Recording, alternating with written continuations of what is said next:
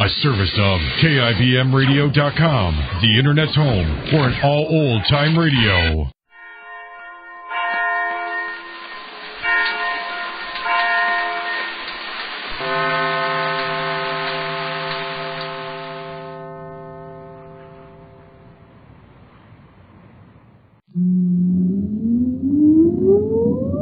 Countdown for blast off.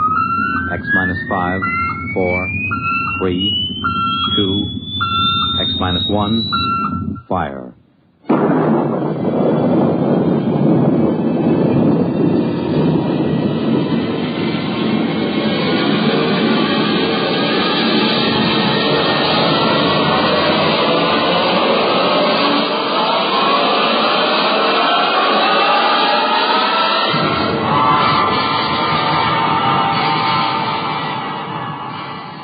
From the far horizons of the unknown come tales of new dimensions in time and space. These are stories of the future, adventures in which you'll live in a million, could be years, on 1,000 maybe worlds. The National Broadcasting Company, in cooperation with Galaxy's science fiction magazine, presents X minus 1.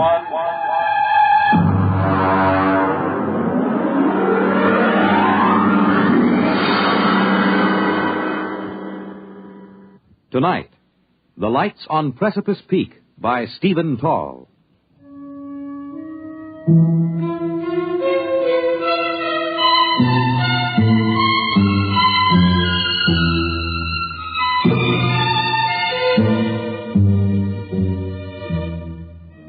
We were sitting on the porch of the lodge, the three of us, Chuck Evers, Royston, and myself. Chuck was smoking one of those 5 for a quarter stinkers he affects, but he let it go out as we sat in the darkness, stared across the narrow valley below us, then up again to the mountains of Bighorn Glacier, 6 miles away and 7,000 feet up in the thin, cold air. There it is. You see? Where? Well, follow my hand. I'll line it up with a tall pine tree on the first ridge. You see? Very small, dull red. It's been up there for about 5 minutes. I didn't see anything before. You see? Moving along. Well, it seems to be the lip of Bighorn Glacier. Give me the binoculars. Yeah, it's a glow, all right. Small but definite glow. You want to see it, Royston? Thank you. Well, that's that. You can see it, but still you can't. The glasses didn't pick up any outline. It's still just a glow. Spooks, that's what. Spooks. Spooks? Yes, apparitions. Haunts, hobgoblins, ghosts, banshees. Well, at least these mysterious lights of Precipice Pek make no sound. Are you sure? How do you know that every coyote that you hear is really a coyote? And at any rate, if they make sounds, they're sounds of the country. A miserable country. Sir, you were speaking of the land I love. If you don't like it, why stay around? It is supposed to make me a man of vigor with red corpuscles and a need for cold shower baths.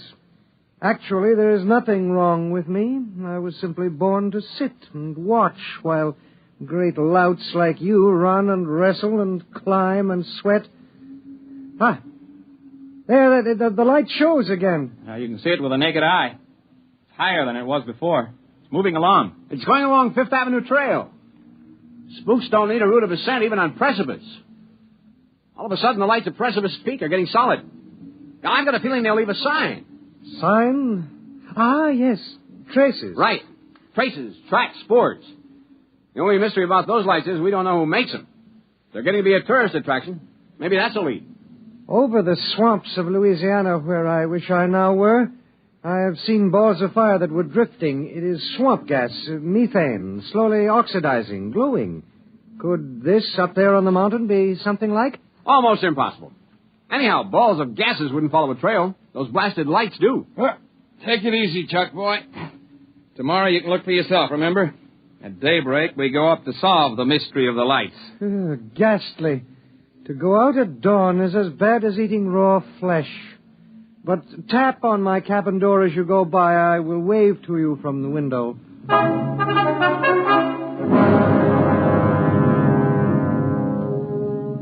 We were down the slope from the lodge and across the valley before the sun rose. Chuck and I swung along the trail. Felt good having your nailed mountain boots hitting the ground in regular rhythm. Ahead of me, Chuck set the pace, an easy, loose-jointed shamble that ate up the mountain miles. We were a good team for climbing. I took a deep breath when we crossed the ridge. At the switchback, Chuck broke his stride and leaned his long frame against a boulder. Well, tonight we'll be up where the lights are. Punch me if you see one first. Lights, nuts, there'll be none while we're on the peak. $5 says so. Well, I'm not a rich man, but I love a sporting chance. Here's my 5. It's a bet. Where'll we put him? Well, here. I'll empty this out. I got a tobacco tin. Stick it in here. Okay. Here's my 5. All right, we'll put it under the stone here. Nobody will find it under there. It's off the trail. All right, now, if there are lights, it's yours. No lights, it's mine. Right? Right.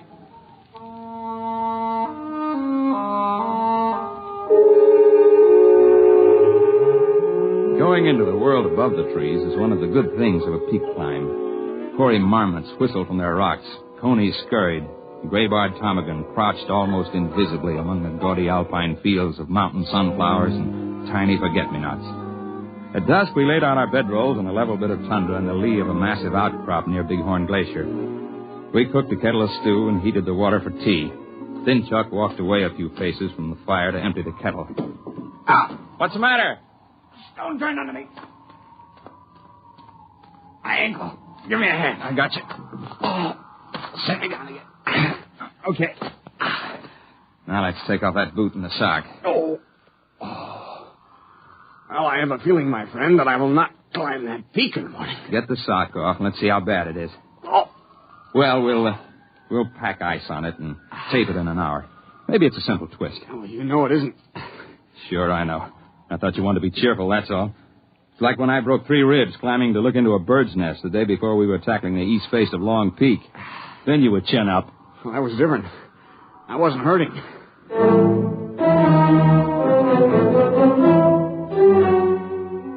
When the stars were out and the quarter moon rose from the plains, I got up from my bedroll seat by the fire.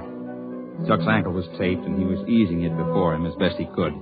Well, that's not so bad for a foot. It only hurts by trying to walk on it. Well, I'm going to have a look before we turn in. My 5 spot says there won't be any lights, but the technical crew may be monkeying around somewhere. Well, take it easy. I'll just skirt along the edge of the glacier. Back in half an hour. You take it easy. I know Bighorn Glacier. Its crevices are so consistent they're shown on maps.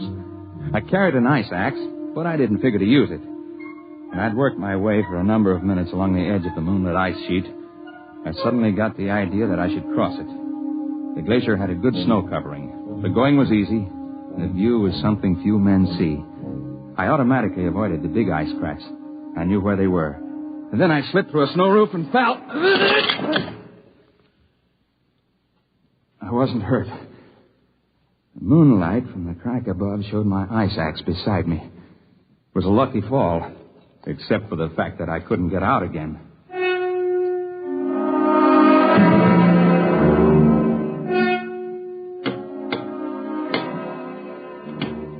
Time after time, I tried to dig hand and foot holes into the splintering ice wall. But I was squeezing my fingers, making no headway.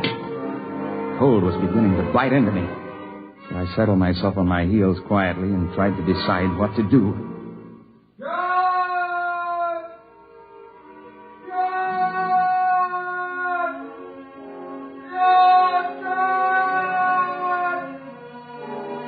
That was Chuck beginning to call.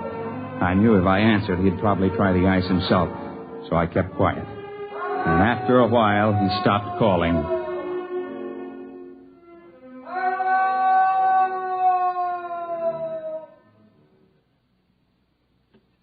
And then, suddenly a dark silhouette showed in the narrow crack of sky above. Are you injured? Well, I'm okay.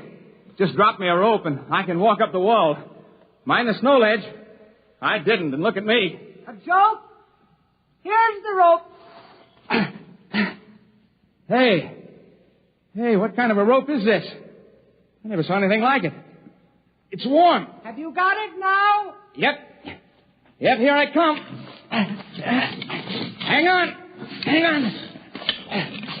Okay, over the ledge.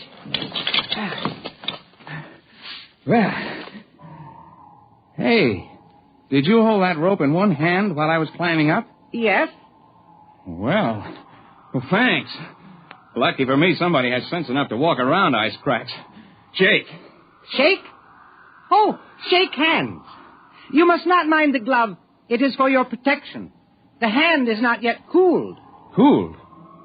What in the world? Your friend with the swollen foot is concerned for you. Come, I have made an easy way.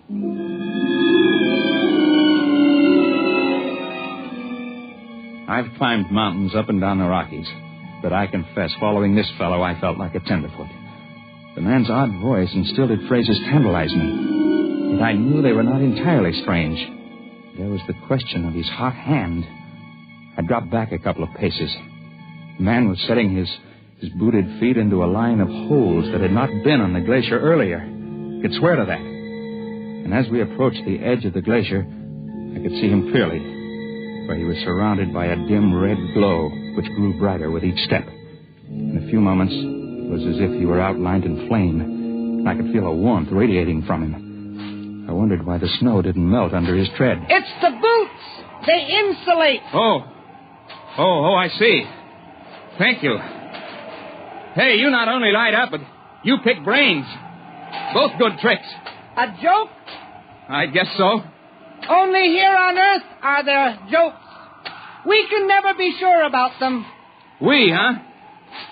I thought a gag like this would take cooperation. How many of you boys are in on it? We are 4. We had left the ice. We were threading along the little ledge that gave onto the boulder field. I noticed that the ruddy glow had faded completely, that the man up ahead was now simply a dark silhouette. We reached the tundra and spotted Chuck's tiny fire.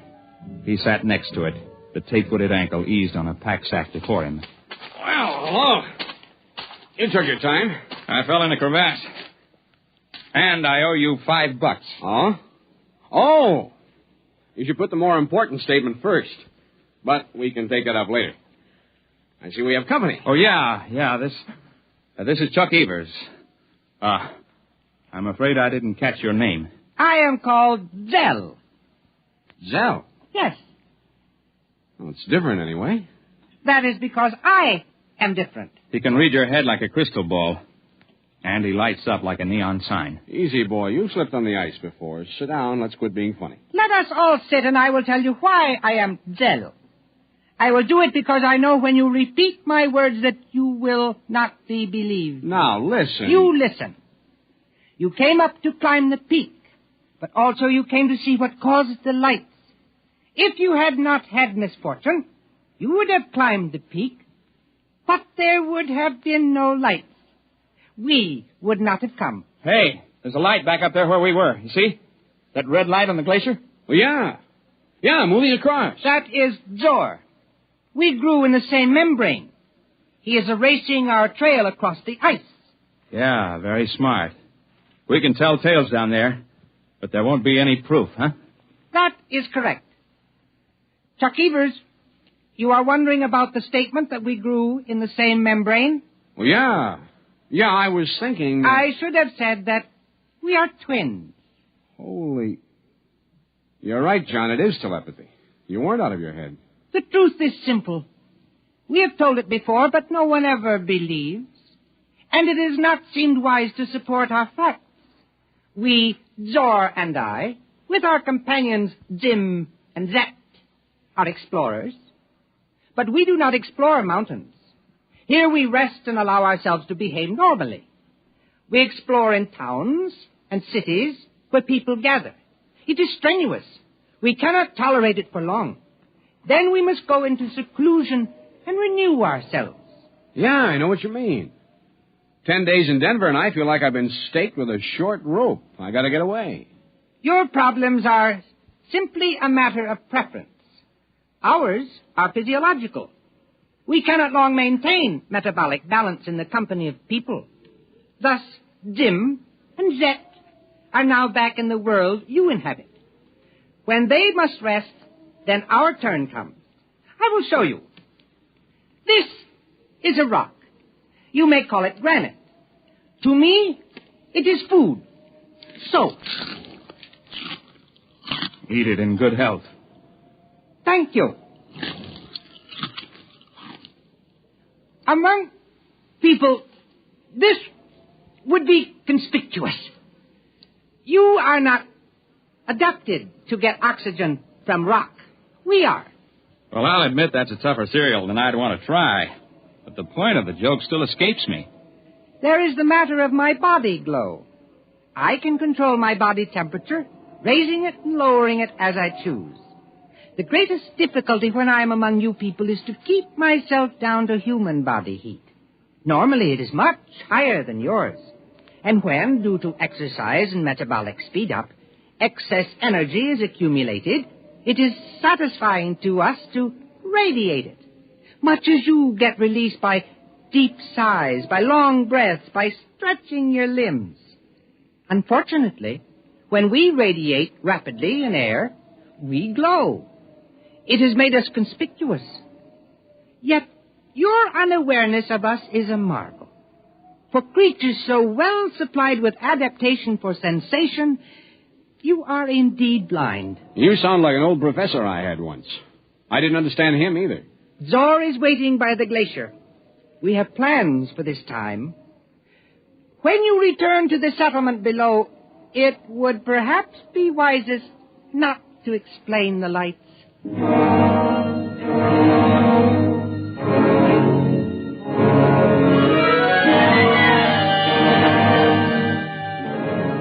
We both sat silently beside the dying fire. When we looked up toward the upper reaches of the glacier, two gleaming spots, dull cherry red, moved steadily across the ice. They were visible for brief minutes and slowly faded. To descend Precipice Pek, even if only from Bighorn Glacier, is no fit task for a cripple. Still, we knew it had to be done. So in the early morning, we set about it. Where the going allowed it, I simply backpacked Chuck. We made use of every ledge. We thought Chuck could rappel himself down spots he could not climb or be carried. We were both mountain men and tough. But by mid-afternoon, we knew we'd had enough. We were lucky, though. We ran into Heine Cobb, the ranger, heading down trail with two pack horses. We stopped only once, the big switchback. I got down from my horse, pried up a stone, took the tobacco can from under it, and gave it to Chuck without a word. Back at our camp on the lakeshore, Chuck and I weren't disturbed by questions. When men fail on the peaks, they tell their own stories in their own time. Chuck's ankle showed quick improvement, and in a couple of days he was hobbling about. Only young Royston came to visit us. You have not been back to the lodge. Perhaps you are afraid to show your faces. People talk your arm off up there. Not many of them have the gall to come snooping around here. You cannot offend me. I was concerned for you. I was interested, so I came. Did you see the lights? No, nary a light. I told you they wouldn't show up when anybody was up there. You collected $5 from me, betting on the other side of the fence. You were the man who was so sure there'd be some sign. I do not understand. You are both confusing everything, and you are both lying. There were lights on the peak when you were there, and I have a feeling you saw them. They were quite a show from here. Well, this is the place to see them from. Closer up, you lose perspective. Well, I must go. Friendship means nothing to you, so I will take my small hike back to the lodge again. Actually, I came to say that tomorrow I leave this miserable place and go home. I've endured all the health I can stand. No, that's a different story. We're sorry to see you go, fella. My regards to the swamps. 10 to 1 when you get there, you'll wish you were back. This I very much doubt. Goodbye, John. Goodbye. Oh, there's a funny fella. Hey, what are you doing? Just feeling the stone step where he sat. I thought so. He really liked us, but this time he was careful not to shake hands. Did you notice? Yeah. In spite of himself, he had reached his limit of control. His temperature is going up. Yeah, I guess it is. He never could see a joke. And remember how he'd say something and then wait, as if he didn't understand it? And then all of a sudden it would come to him? He'd wait to pick our brains for every new word. You mean Royston? Royston is a name out of a hat. When that lad really goes home, he'll go with his buddies up there on that peak. I wonder which he is, Zin or Zet.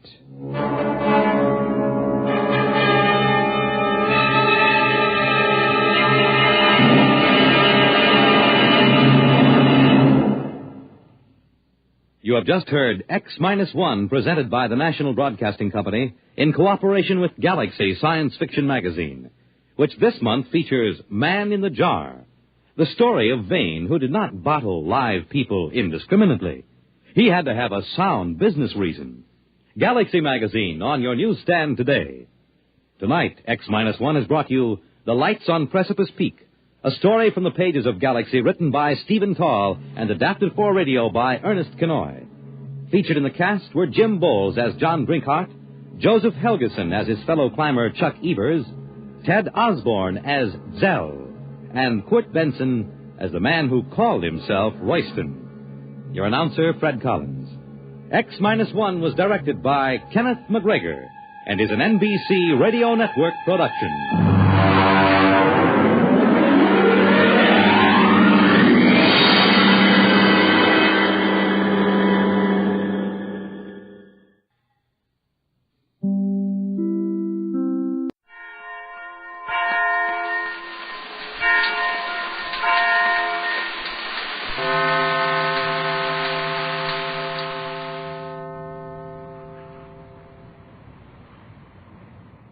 Down in a submarine lock, 50 feet below the surface of the Magic Island, Jerry and Joan are waiting for their orders to go aboard the Euclidean submarine, which will go out to capture Johnson on Mrs. Gregory's other boat. G-47, powerful leader of the group of scientists on the island, has demanded that Jerry and Joan go with the submarine as a guarantee that Captain Bradford will not attempt anything to interfere with the safety of the underwater vessel. Jerry and Joan are standing near the entrance to the submarine lock. Now, you must be patient, Jerry. Gee whiz, patient?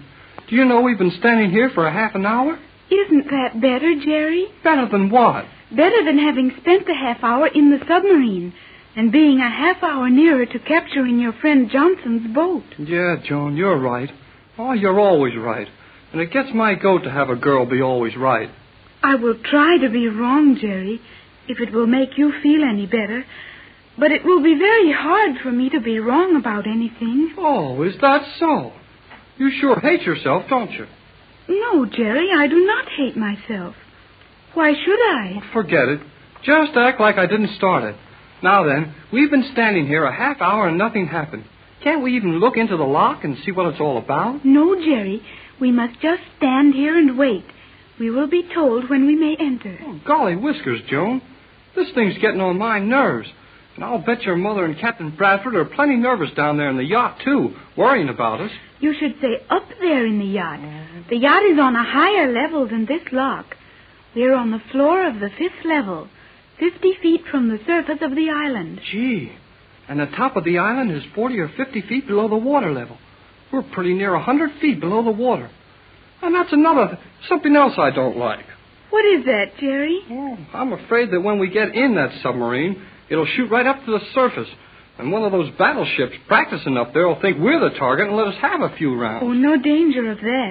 These Euclidean submarines can travel safely and swiftly at a depth of over 200 feet. Well, it beats me. I don't see how they do it. I think you will see many things, Jerry. The commander is coming. Where?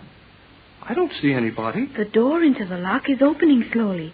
That means the commander is coming down the companionway to the lock and has released the lock mechanism. Who is this commander we're going to take this crazy trip with? I will not know that until I see her. Until you see her? That is what I said. Her? You mean a woman is going to command this submarine? Of course. All the submarines are commanded by women, as nearly all the other mechanism on the island is. What for? Are they short of men on this place? No, but G-47 says the cleverness of the men is needed to design and build these instruments of destruction.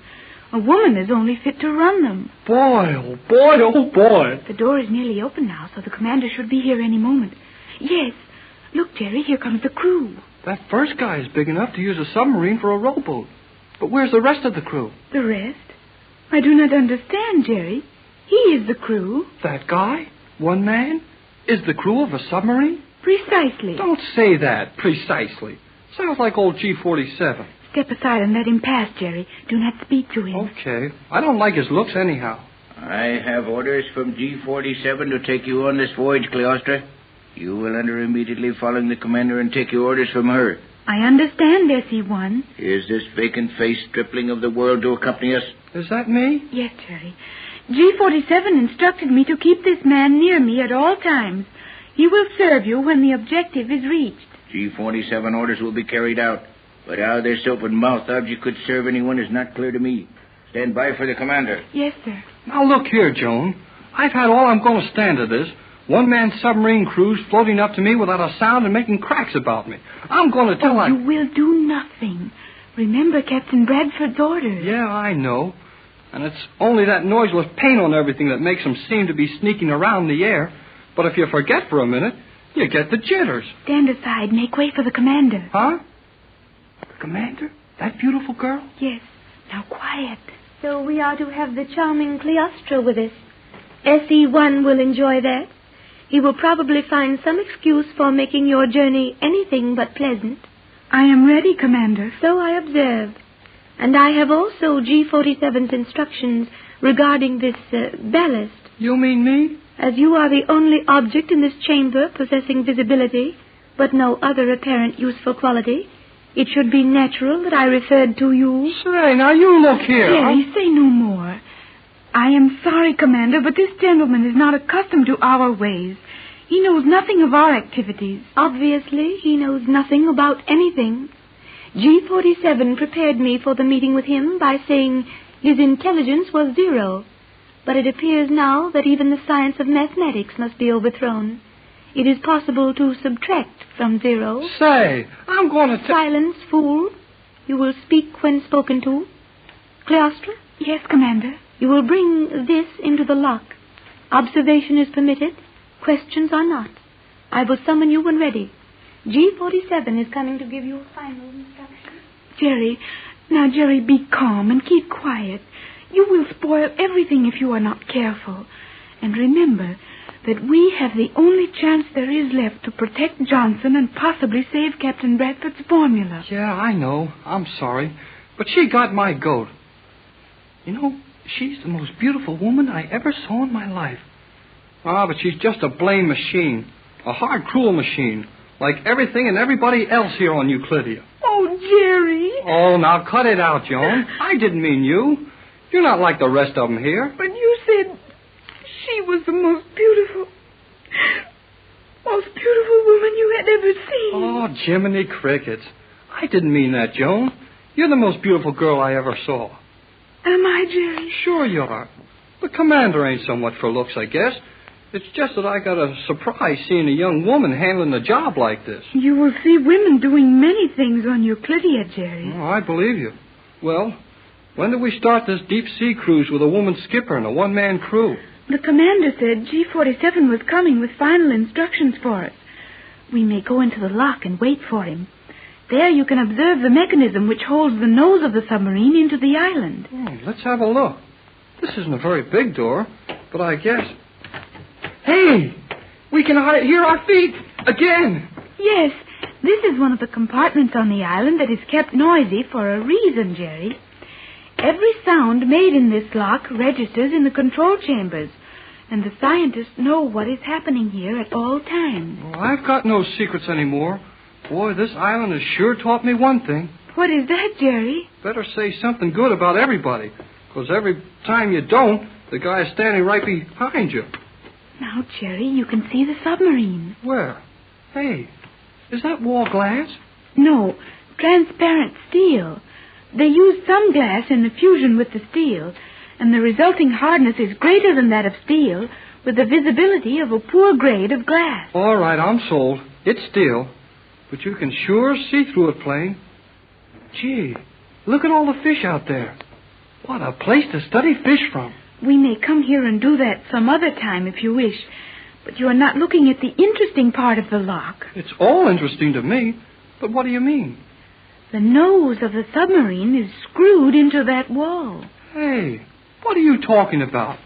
You mean there's a union or a joint of some kind on the wall that screws onto the nose of the sub? Not at all. The submarine is rammed into that hole. Then it is revolved. The sub is revolved? Precisely. What did I tell you about that precisely? Oh, I'm sorry, Jerry. Okay, let it go this time. Now to get back to this boat thing. You mean that the whole boat, 100-foot submarine, is revolved until the nose is screwed tight into that hole? Exactly, Jerry. Then the water is pumped out of this room and the hatch in the nose opened. Well, of all the wild things I ever heard of. Then when we get into that thing now, they'll shut the nose up, fill this room to equalize the pressure with the water outside, and then roll the boat over and over till they get it loose from here? Yes, of course. Jerry. Why, what is the matter, Jerry? You do not look well. Oh, I'm all right, I guess. But it makes me feel kind of funny to think about us being in that boat when they wind it up out of there. There must be 20 or 30 threads around that hole. Are they going to turn that boat over and over 20 times with me inside of it? 24 times, Jerry. Oh. But you will not turn over with the boat. You mean I won't know it when I do? Well, maybe you're right. No, Jerry. Just the shell of the boat turns.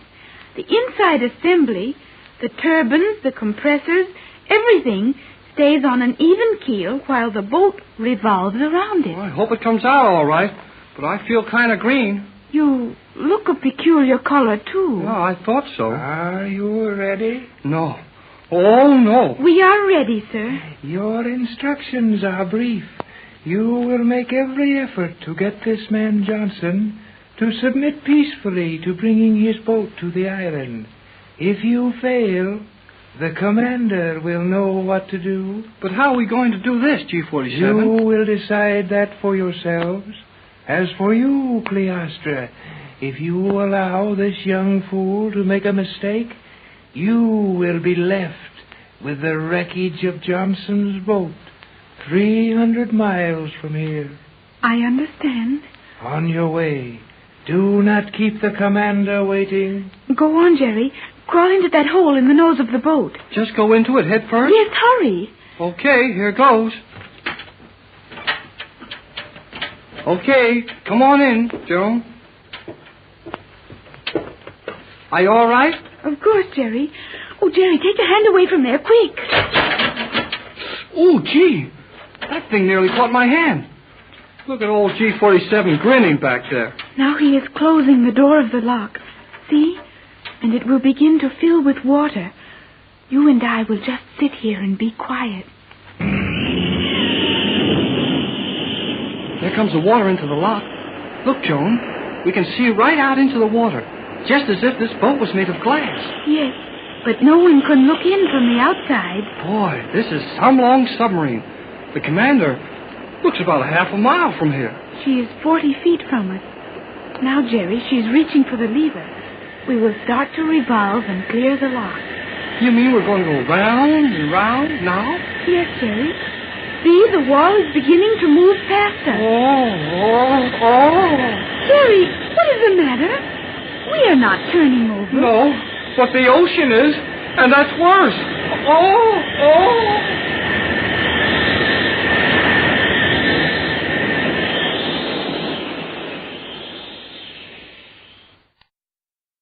Over 90 feet below the surface of the ocean, Jerry and Joan are shoving off the Magic Island in a Euclidean submarine. This immense cigar-shaped boat, 100 feet long, capable of a speed of 40 miles an hour underwater, has a crew of only one man and is commanded by a beautiful Euclidean woman. All this is almost too much for Jerry, and when the boat is spun rapidly, over and over to clear it from the lock in the island wall, Jerry has a feeling that perhaps he wasn't cut out for a sailor's life after all. The submarine is just pulling away from the island. Are you all right now, Jerry? Oh, I don't think I'll ever be. Oh, Joan, when I saw the sides of this boat going past me like a moving picture, oh, boy. Have you ever been in a submarine before? No, and never again. It's not so bad now, though. But what's making us go through the water? Why doesn't that she-skipper up there turn on the engines? The engines, as you call them, are on. The motive power is active now, although very little of it is being used. I don't hear anything or see anything running. Can't even hear the water going past the outside. But I can see it all right. The motive power is a gas, a very powerful explosive gas generated in those tanks and blown out through exhaust pipes. But they couldn't carry much gas in those tanks. How far can this boat cruise on the gas they've got aboard now? I do not know how many cubes of the solidified gas the commander is carrying, but I have known one of these boats to run from Euclidia to York, California, and return. What? 8,000 miles without refueling? Yes, Jerry. Is that so much more than your boats will do? I wouldn't even tell you what's the best our boats will do after that. 8,000 miles on the water. At what speed? I think the regular cruising speed does not exceed 30 knots per hour. Oh, that's too bad. The regular cruising speed of a boat in 15 fathoms of water is only 30 miles an hour. What holds it back? Is that not good, Jerry? Look, Joan, I wouldn't kid you. It's so good that nobody in our world even dreams about such things. We put them in nice, big, strong houses and take care of them if they talk like that. Hey, look at the shadow coming down through the water. Is that a whale? Of course not. That is the shadow of one of the battleships overhead. Had you forgotten we are under a fleet of ships maneuvering? Oh, yeah. Well, I forgot a lot of things when I got into this boat. Gee, right over our heads is a fleet of battleships, maybe from the United States, though any other country would do just as well. And here we are. No way in the world to get word to them. And this woman commander has taken us out to catch your mother's other boat. Yes, Jerry. And you must be very careful what you say and do. The commander is a very hard woman. And SE-1, the submarine engineer, is nothing but a human machine. You will find no sympathy or kindness if you cross either of them. Your mother felt pretty bad when Captain Bradford ordered me to go on the submarine. But, well, I guess Tex knew what he was doing. Captain Bradford has great faith in you, Jerry. And he knows you will find a way to warn Johnson of our coming. If there is a way. But there isn't. And I can tell you, from the looks of this thing here, there isn't going to be. And even if I could warn Johnson, what could I tell him? If he could only get away from here, his boat will travel faster on the surface than this one under it. Yeah.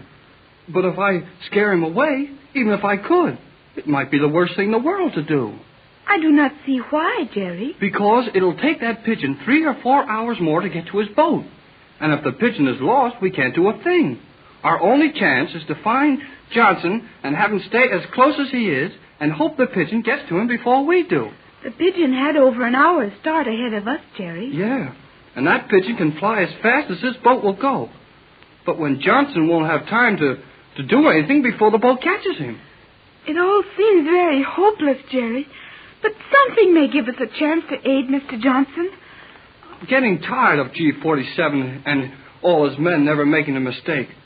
I bet if we could use our heads a little, we could figure some way to outsmart that girl up there in the control seat. It would not be wise to try it. Gee, she heard me. Of course, Jerry. These submarines are covered by a system of microphones and amplifiers. When will you learn that there is no privacy among the Euclideans? Well, can we come up and talk to you, Commander? You may speak to me from there if you have anything to say. I got plenty to say. Proceed. Well, forget it. It would be as well for you to forget it. Please, Jerry, do not try to say anything more. J12C to J24Y. Johnson! Yes, Jerry. On the radio in this cell. J24Y. Hello, J24. Hello. Must have a report from you, J24Y. We'll stop sending and change course if no answer to this call. J12C to J24Y. What can I do now, Joan? You will come up here to the control section at once. Do as she asks, Jerry. I will stay here. But, Joan... I know best, Jerry. I would have been asked to come up if I had been wanted. Hurry, you fool. I'm coming. Sit tight, Joan, and don't worry. Be careful, Jerry. Do exactly as the commander tells you. Be very careful, Jerry. You will sit here and do as I tell you. Sit down there. Now what? My microphone is before you, and you will send this message to J12C.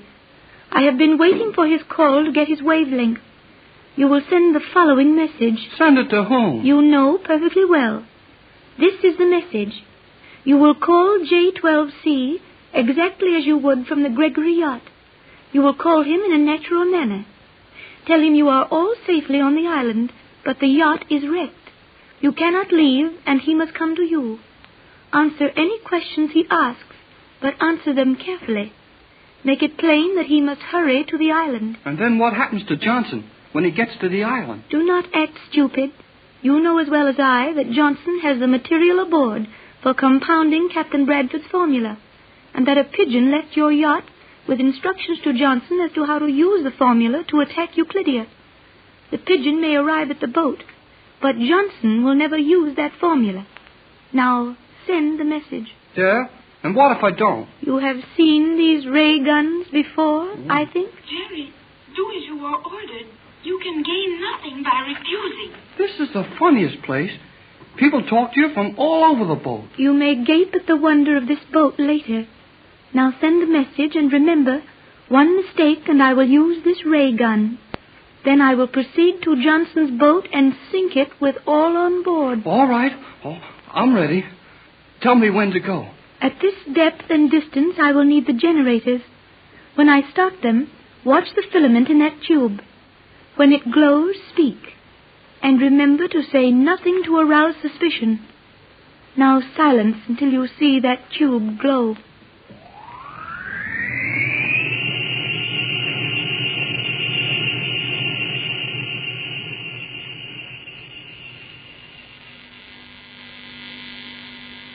Now, you just take it easy, Pat. There's nothing we can do to help those kids out there in the submarine. And no way to get word to Johnson. Oh, but Tex, just to sit here in this useless radio cabin. Hold it, Pat. Listen. Is that coming out of the radio, Tex? Yeah, funny, too. It's on Johnson's private wavelength. He hasn't got any power on board that you could hear building up like that. Perhaps something's happened to his boat. I don't know. Since that last message of his saying he would change his course, I don't know what to expect. J24Y to J12C. J24Y calling J12C. Hello, J12. Hello, J12. Tex, it's Jerry calling Johnson. Yes, and I don't like it. Jerry's in that submarine. I'll bet they're making him call Johnson. J12C. Hello, J12. Jerry Hall on J24Y calling J12C. Johnson doesn't answer. He may be out of the cabin for a minute. Remember, he's been trying to get us for days without an answer. Yes, of course. What can be going on in that submarine? Jones. Oh, if Jones all right, I won't mind so much. Hello, Jerry. J12C to J24Y. Go ahead, J24Y. Go ahead. I have a message for you, J12C, from Captain Bradford. We are safe on the island and position as given you before. Our transmitter has been out of order. Could not talk to you, but have heard all your messages. Yacht is completely wrecked. Cannot leave island. You must come to rescue. Island position, latitude 29 degrees south, longitude 124 degrees 30 minutes west. Hurry to the island. All standing it fine, except Bosun. He seems nervous. We'll be glad to see you. Come at once. Okay, J24Y. Okay, Jerry Hall. Coming at once. My position now is 25 degrees south, 124 west. Should raise you in less than 6 hours. 73s to all on board. Johnson. Oh, Tex. Jerry is bringing Johnson right into all this. I know it, Pat, but there isn't anything else you can do. I can imagine every move they're making on board that submarine. Jerry's sitting there with one of those ray guns in his back while he sends the messages G47 or one of his assistants directs. But the pigeon with the message to Johnson. Tex, it will get to Johnson's boat just too late to do any good. That's the part of it that's going to come out all right. I don't know just how, but it will. How can you say that? You know the pigeon will get to Johnson's boat only an hour or two before he meets the submarine. And Johnson doesn't even know the pigeon is... Why, Tex. Jerry's message. Right, Pat. Jerry said the bosun was nervous. That's enough for Johnson. He'll know the bosun's flying out there somewhere with a message for him. He'll know there was something wrong with the message Jerry sent. I wonder if Joan is all right on that submarine. Joan's all right as long as Jerry is. He'll take care of her. But how much could either of them do against the power of G47 if he wanted to do something to them? Not much, of course. But G47 won't do anything to one of us until he gets his hands on my formula. We're safe until then. He'll have the formula as soon as he gets Johnson's boat and the message off the pigeon. No, he won't. What? You didn't send the formula with Boson? No, but I did send the number of the safety deposit box where the formula may be found in Los Angeles. Only Johnson would understand what that number meant. So even if Johnson is captured, they still haven't the formula. Then Johnson will simply be another prisoner on this island. And all of his crew and our other boat will be tied up here. We're only getting in deeper and deeper, Tex. Yes, but we'll have quite an organization on this island then. It won't be so one-sided, and a lot of things can happen. Tex, listen. Something's happened. I'll see. Get out of here quick. Run for that ramp up the side of the lock. What's happened, Tex? The lock gate's breaking. The ocean's coming in here, and we're 50 feet below the water level. Hurry, Pat. Come on, run. Go ahead, run.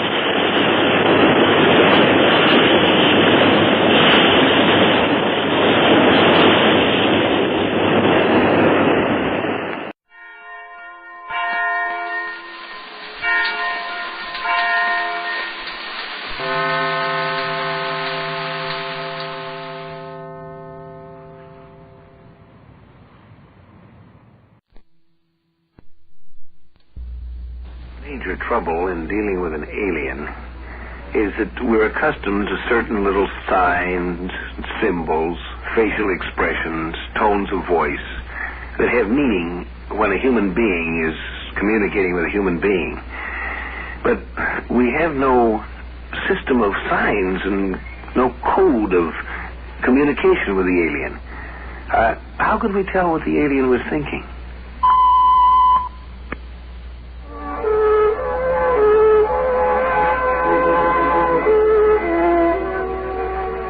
You've heard a lot about the subliminal advertising recently. There's been quite a bit of discussion about subliminal messages. You know, we use subliminal messages all the time, but we don't quite recognize them. How do you know when someone's angry? You look at him. How do you know when someone's hurt? He doesn't say so, but there's some clue you get. Suppose you were trying to communicate with someone who couldn't speak, but did all their communicating by the subliminal signs. You'd never be able to say just how you knew what the feeling was. Kathy, what? Get a couple of root beers out of the icebox and bring them out for me and Rob, will you? Dishes got to be washed, Dad. You've got nobody in there. Nobody coming. Get yourself a root beer and come out and join us. Starting to cool off out here now. Just think a girl would like to come and sit with a good-looking fellow like Rob here. Come on out, Kathy. It's a real bright night outside here. You ought to see it. When isn't it on the desert? What, Kathy? I'm coming. I'm through now.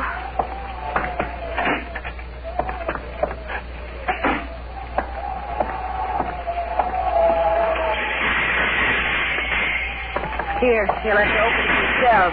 Got my opener right here in my watch chain. Give him here. You got one for yourself, Kathy? Didn't want one. Move over. Lots of shooting stars out tonight. And here we sit, looking at them. I tell you, when I was your age, Rob, and if I'd have seen myself as I am now, sitting on the front steps of a little cafe and gas pump, 10 miles from nothing but a wide spot in the road, middle of the desert. Oh, Two Springs, not just a wide spot, 1,500-something people. That's counting all the ranches 40 miles in every direction. And one town clerk and one town constable. Two, Jimmy Herbert and me. And it's marshal, not constable. You aren't but half a constable, Rob.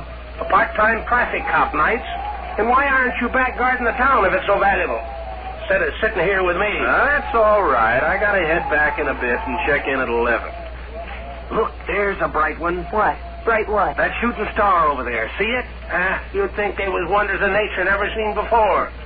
Regular 4th of July light-up. I'd rather look at that many silver dollars any day. And if I'd had a decent break, I'd be looking at them, too. You kids get your wishes in before it fell? What'd you wish for, Rob? Don't need to ask what Kathy wished for. Kathy? No, Dad. Well, I didn't say nothing bad. Don't every woman wish for good looks? Dad. Now, you knew I was kidding you. I wouldn't say... Look at that one. It's coming right at us. Where? What? Hey, look out!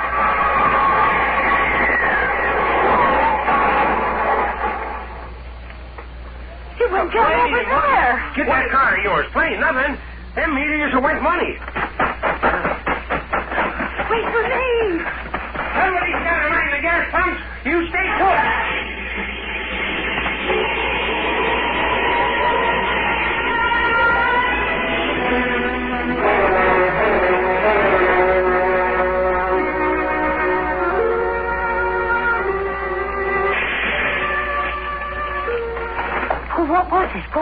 Let me. I'll carry it. Here. Into the house. In back.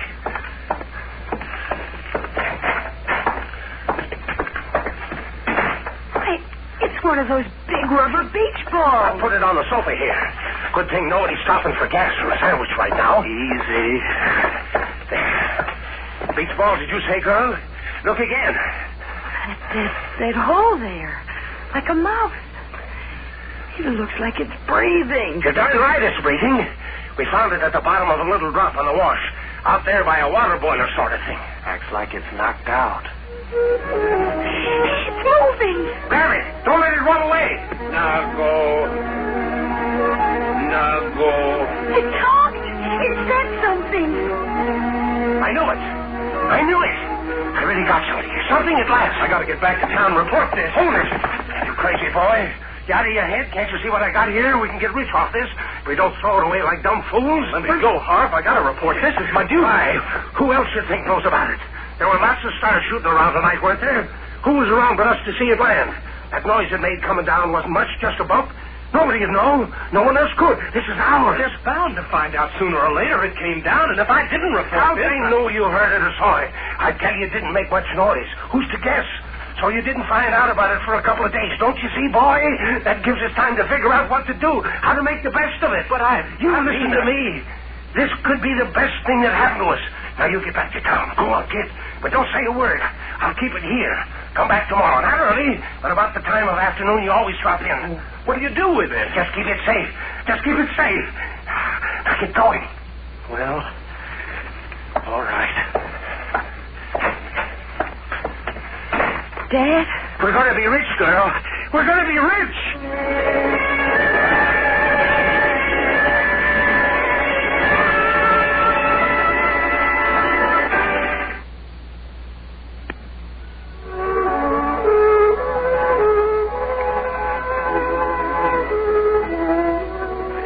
Nago doesn't seem to be very communicative.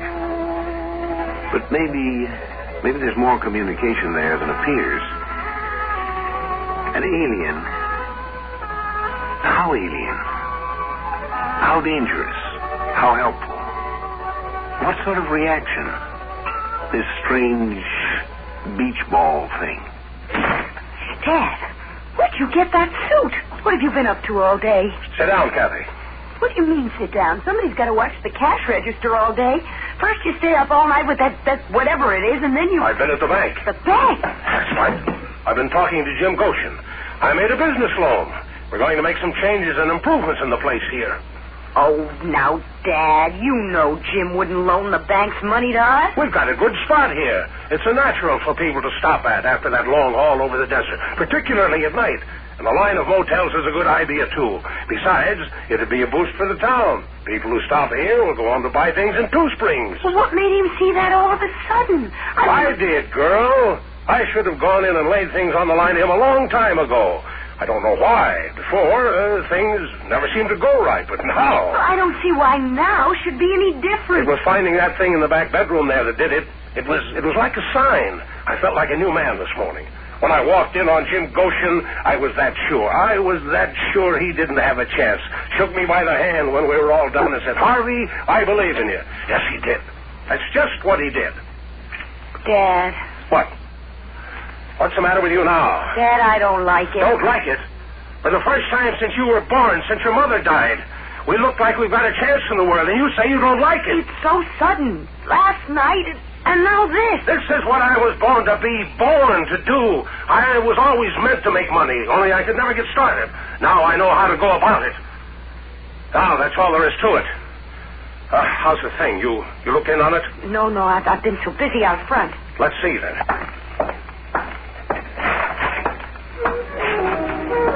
Close the door. We don't want it rolling out of here. It wants to get away back to the thing it came in.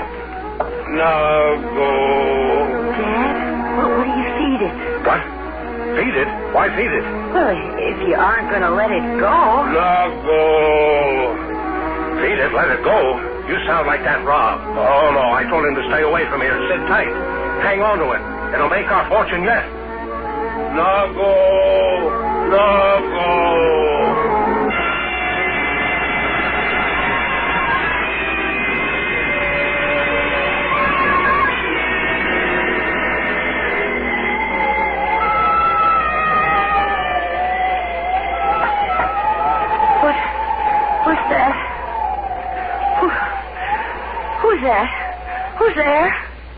Kathy! Rob? Rob? What in the world?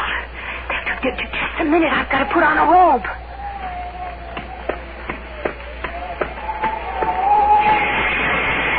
Rob, what are you doing rapping at my window in the middle of the night? Kathy, I gotta come in. In here? I gotta get to see it, Kathy. Just see it for a minute or two. I'm coming in. Rob! Kathy, take me to it. It wants to see me. I can feel it. Rob, are you drunk? You don't understand, Kathy. It can do something for me. I know it can. Kathy, listen. Listen, you like me, don't you? Won't you do that for me? Just take me to it. I bet I know where it is. It's in that extra back bedroom you and your dad use as a storeroom, isn't it? Rob, come back here. You want to wake up Dad? Show me. All right, but for heaven's sake, be quiet. This way. Give me your hand. Oh, Kathy.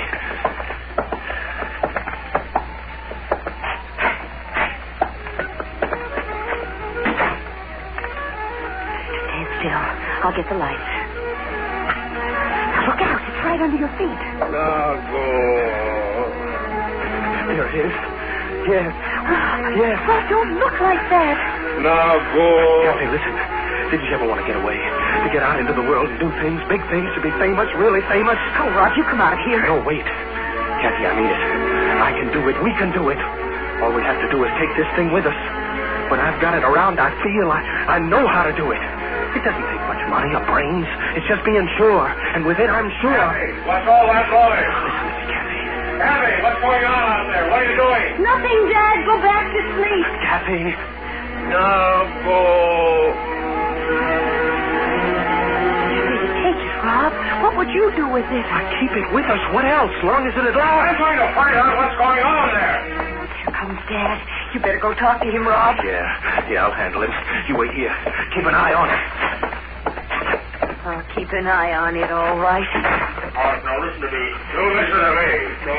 And now for you. Nago. Now you'll try it on me, will you? Oh, yes, you know what I want. Of course you would. I can feel you making me feel the way a beautiful woman feels. But I'm not fooled like they were, those men. I know I'm plain. You hear me? I know it. You think I could live with myself all these 19 years and let you fool me in a minute? Well, go ahead. You can make me feel it, but you can't make me believe it. Never. Never.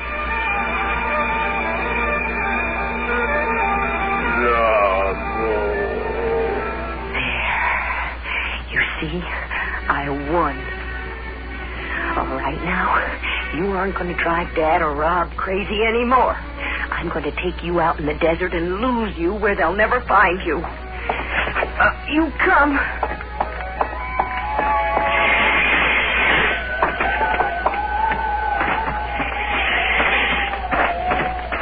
Good thing you aren't too heavy. I know a fine hole in the side of a wash you'll never get out of. Nago. Don't nago me.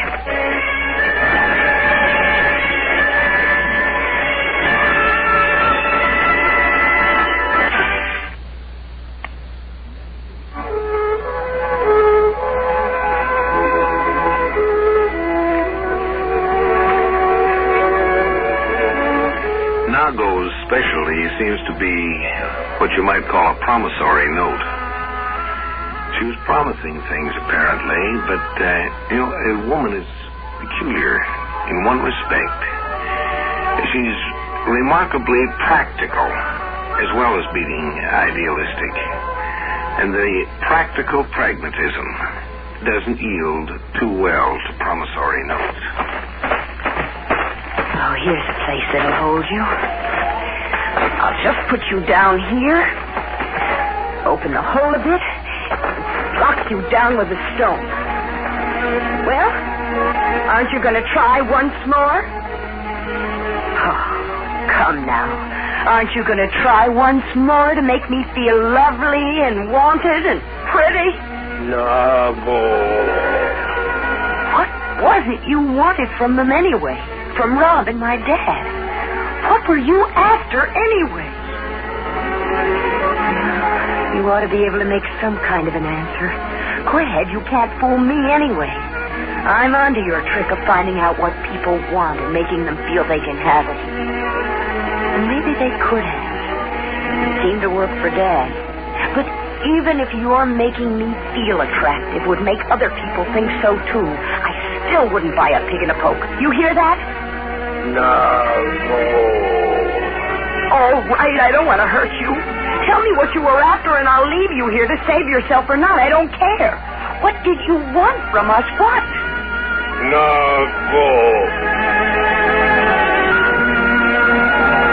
I think I can hear you. Somehow. What?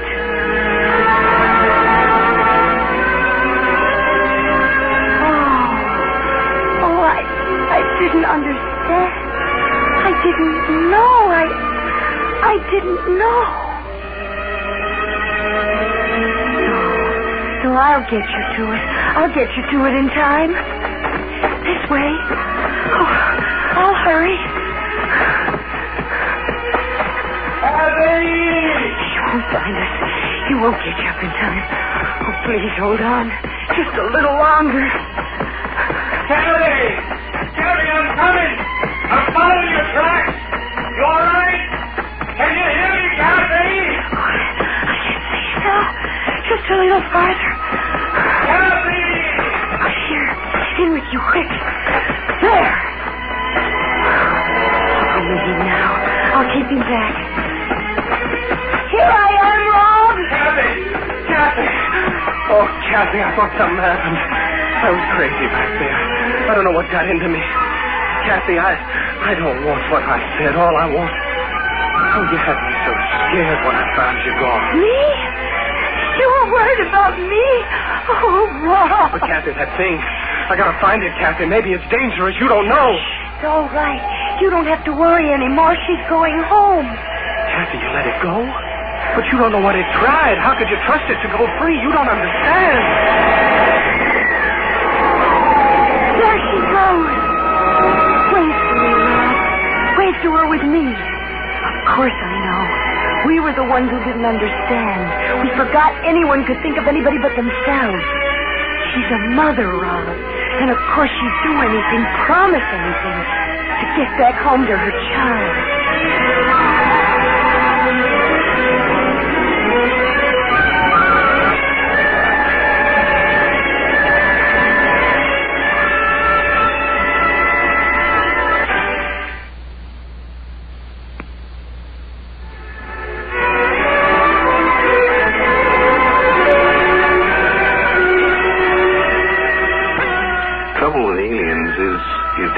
Start with a preconception.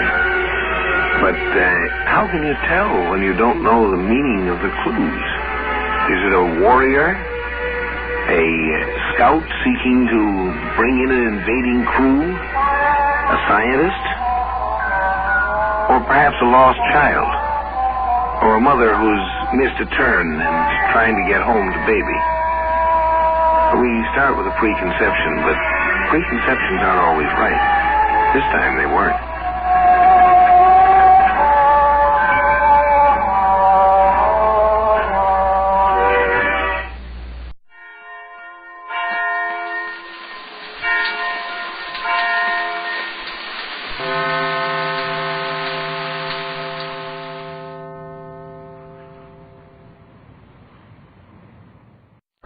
Presenting the transcription feature, Superman. Look, it's a bird! It's a plane! It's Superman! And now, Superman, champion of the weak and the oppressed, who came to Earth from the planet Krypton with physical powers far beyond those of mortal men, and who fights a never-ending battle against crime and injustice, disguised as Clark Kent, mild-mannered reporter for a large metropolitan newspaper. Superman, in the guise of Clark Kent, and Jimmy Olsen, are now visiting the ranch of Comanche Joe, wealthy Indian oil man. Unknown to our friends, Rawson, the ranch foreman, has engineered many strange accidents on the ranch. Each accident is preceded by the mysterious howling of a coyote, in order to convince Comanche Joe that an Indian legend concerning the coyote is true, and thus induce the Indian to sell his land and oil fields at a ridiculously low figure.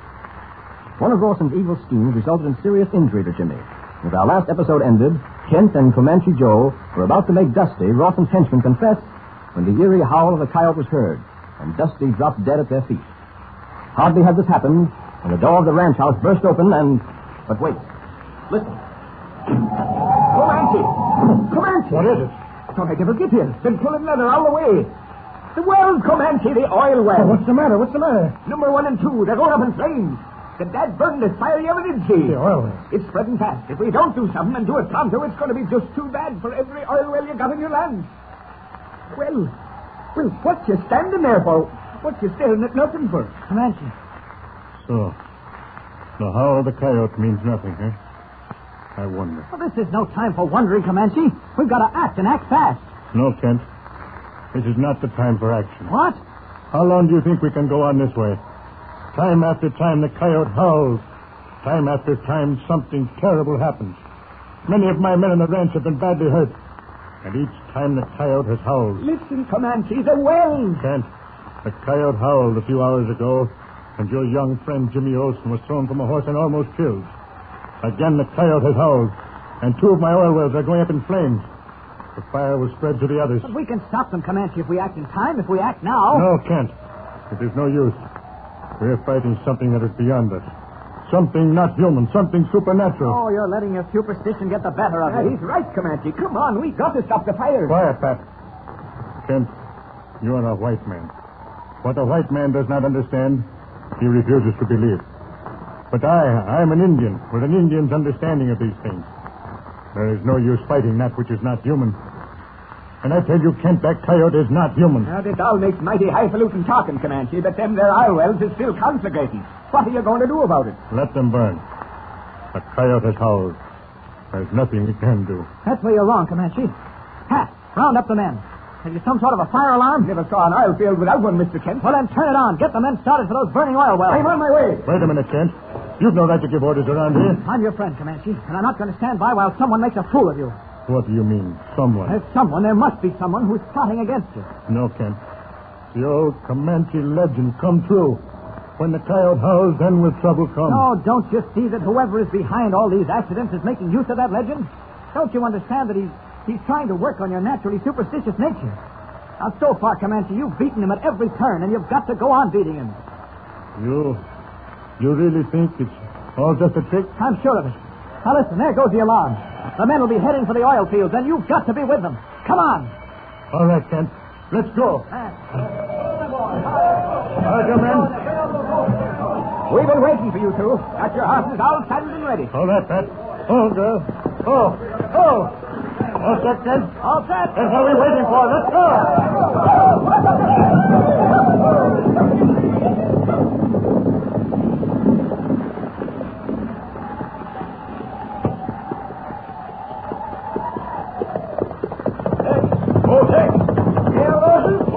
Take it easy. Ride along with me here behind the others. I want to talk to you. All right. Oh, boy. Oh. Now, what's on your mind, Rawson? Dick, how would you like to make some money? A lot of money. It depends, Rawson. You know my record. I've been sent up the river twice by the Rangers, and I ain't taking chances. Howsomever, if what you got in mind ain't too risky. Well, all you got to do, Tex, is obey orders and keep your mouth shut. Don't keep your mouth shut, and the same thing will happen to you what happened to Dusty. Dusty? Say, that's right. I ain't seen him around. What's happened to him? He was working for me, Tex. He didn't follow orders. He didn't keep his mouth shut. He's dead, Tex. Dead. Oh, I see. What's this job pay, Ross? If Commander Joe's ranch and oil wells were sold in the open market, what do you think they'd bring? Wouldn't know. They'd bring anywhere from $2 to $5 million. I do like I tell you, Tex. Obey my orders and keep your mouth shut, and you get a quarter of that. A quarter of $5 million? Maybe a little more, maybe a little less. What do you say? I say lead me to it. It may be risky, Tex. And you said you didn't want to run no more risk account of your record. Yeah, but I didn't know there was that much Missoula in it. I'll take a chance on anything for that kind of money. Yeah, that's a bargain. You do like I tell you, when I tell you, and we'll get along fine. Now, come on. Let's catch up with the others. Get along.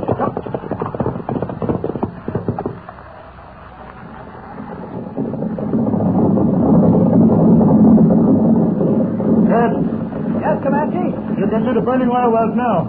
That red glows through the blizzard, yes. Ought to be there in another 5 minutes. Yes, Rawson. Rawson, right over this way. What do you want, Commander? Rawson, from the looks of that blaze, even from this distance, sand or chemicals won't be much use. We'll have to use nitroglycerin to blow that fire out. How much nitro have we got? Oh, about 8 cans, I say. Sure we'll have to use nitro? I'm afraid so. Well, I don't know if I can get anybody to take that stuff close into the fire. The heat alone will be terrible. You know what nitro is. Just knock it against anything will explode in your hand. I know the danger of using nitro, but I'm afraid we'll have to do it. I'll take the nitro in myself. Well, okay. How do you use the nitroglycerin, Comanche? Why, about the same way you use dynamite. I'll have to take the cans of nitro close into the fire. Yeah? Then wires are attached to one of the cans, with a detonator back out of range. When I give the word, one of my men pushes down the handle of the detonator, setting off the nitro. The force of the explosion puts out the fire. Must be some explosion. You've never seen an explosion like it. Dynamite is child's play compared to it. What was that? Oh, it sounds like another work way up. Probably number 3. We better hurry. Get up there, Jack. Come on, get up there. Hurry up. Hurry up.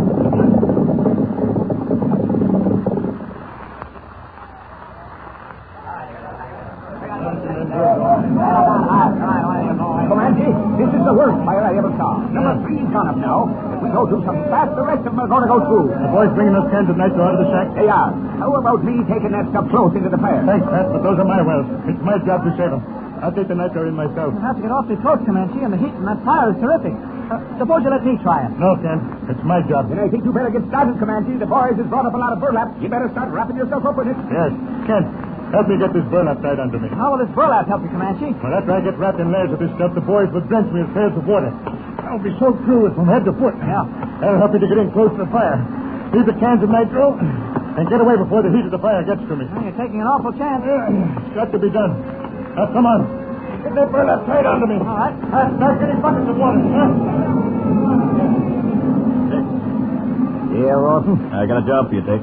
Yeah? What is it? They're getting that nitro ready. Comanche Joe's going to take it in close to the fire. Yeah? There'll be wires running from one of those cans to a detonator. When somebody pushes down the handle of that detonator, that nitro will blow everything sky high. Sure, I know that. But where do I come in? You're going to be the guy who pushes down the handle of that detonator.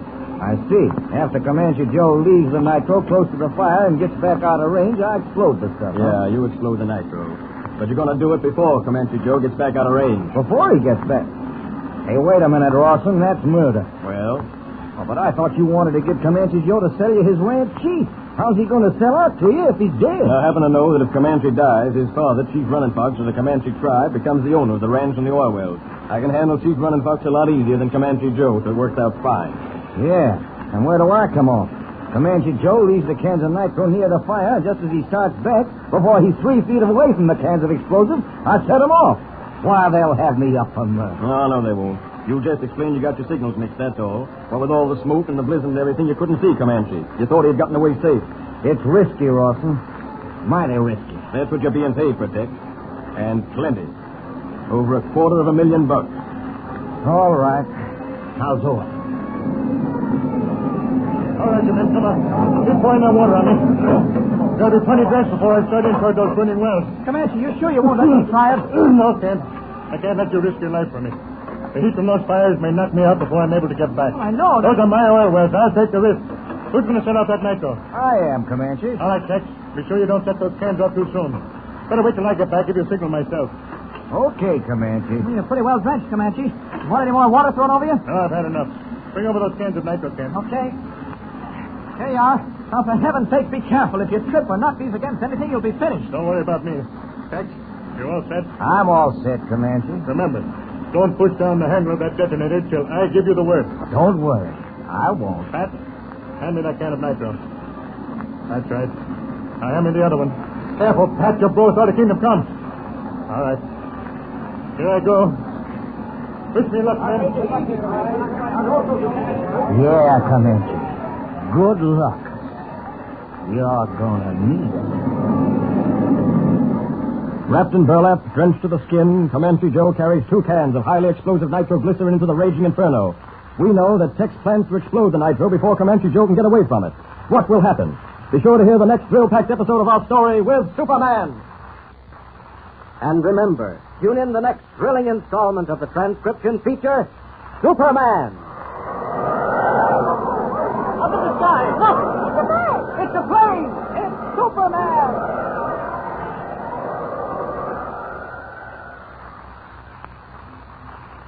Superman is a copyrighted feature appearing in Action Comics magazine. Presenting the transcription feature, Superman! Look, it's a plane! It's a plane! It's Superman!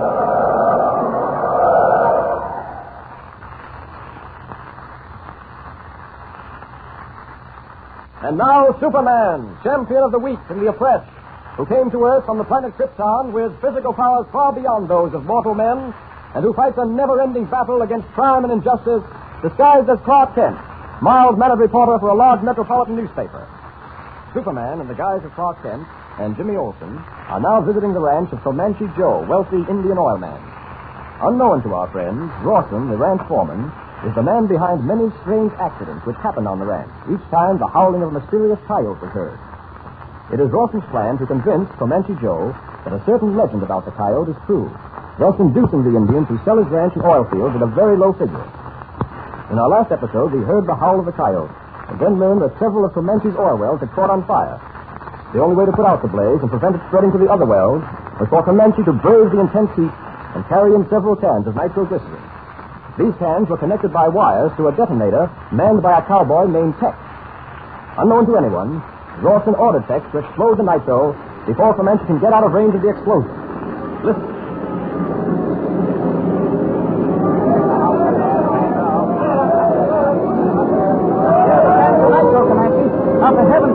If you slip or knock these cans against anything, you'll be finished. Don't worry about me. Tex, you all set? I'm all set, Comanche. Remember, Tex, don't push down the handle of that detonator till I give you the word. Don't worry. Just leave it to me. All right, Pat. Hand me that can of nitro. That's right. Now hand me the other can. Be careful, Pat. You'll blow it all to kingdom come. All right. All right, here I go. Careful, Comanche. Wish me luck, men. Yeah, Comanche. Good luck. You're gonna need it. Well, there he goes, into the thick of that blaze. Yes, Mr. Kent. You could just make him out through all that smoke and flame. Comanche's sure taking a long chance. Well, he looks like some sort of monster, the way he's wrapped up in all that burlap. Now, we must have poured at least 20 buckets of water over him. That burlap's soaking wet. It's the only thing that'll protect him against the heat, so as he can get in close enough to the fire for the nitro to do some good. Pat, look. Yes? It's almost entirely enveloped in smoke. Do you think you'll make it? Well, I ain't much on thinking, Mr. Kent, but I'm sure long on praying, and that's what I'm doing right now. Oh, jumping, Jehoshaphat, did you see that? Yes, a long arm of flame from those burning wells seemed to wrap itself around Comanche. But he's still going on, still struggling on right into the fire. He's staggering, Kent. Oh, I hope he doesn't fall with those cans of nitro. If he does, his cousin's for him sure. If only I can help him. What say, Kent? Oh, nothing. I'll be back in a minute. Okay, Kent. I guess he can't stand watching this thing. The Easterners sure are thin-skinned. There. Comanche's gotten in close enough to the fire for the nitro to do some good. He put the cans in the ground and he's stopping back. Tex, you be ready to push down the handle of that detonator. Tex, what are you doing? Don't push down that handle yet. Let me alone, Pat. Comanche ain't gotten away from the nitro yet. I know what I'm a-doing, Pat. Here she goes. Now. No! Oh, it didn't go on. You pushed down the handle, but the nitro didn't explode. Thank heaven, there must be something wrong with those wires. I can't understand. Oh, well, maybe you can understand this. Oh! What's the idea, Pat? I'm just doing my duty. You tried to kill Comanche Joe. You pushed down that handle to explode the nitro before Comanche got out of range. I thought he was out of range. You thought he was out of range. If there wasn't something wrong with that detonator, you know blamed well Comanche's been blown into 1,000 bits. I've said to you, Tex, and I've said it with you right now. Why, what's the matter now? What happened? Look, Comanche's been overcome. He's falling to the ground out there. There's burning oil overflowing from the well. Coming right toward him. We got to do something. What can we do? No man who can't raise the fire and live, and you know it. Look, Comanche's on fire. Yes, the well has started to burn. Comanche's surrounded by flames. He's a goner now. He's a goner now. This is a job for Superman. Comanche's lying in the midst of that flaming oil, unconscious. I've got to save him. Unless I reach him soon, he'll be killed by the intense heat. Up! Up! Now, into the blaze. All right, Comanche. I'll have you out of this quickly. First, I must beat out the flames. Even I can feel it. But I must get Comanche to a safe spot. Up! Up! And away! There's a good spot. Down. There we are. He'll be safe here. Now, if I can only locate those cans of nitro, I may be able to save his oil wells, too. Up, and away! Work that. Cans of nitro, I wonder what... there they are. At the edge of the blaze. I got them. I'll throw them right into the fire. The explosion won't hurt me. Here goes. Now the other. There, that's done it. The force of the explosion has damped the fire. The men will be able to put the rest of it out with chemicals. Yes, here they come. I'd better get out of here before they spot me. Up, and away!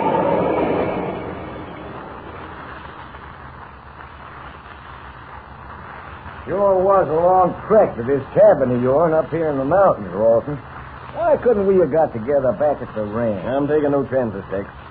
You did a good job the other night. Too bad something went wrong with that detonator. I pushed the handle down, but nothing happened. Yeah. I've had a job explaining that. I finally convinced the fellas that I thought Comanche Joe had gotten out of range. Yeah, you got nothing to worry about.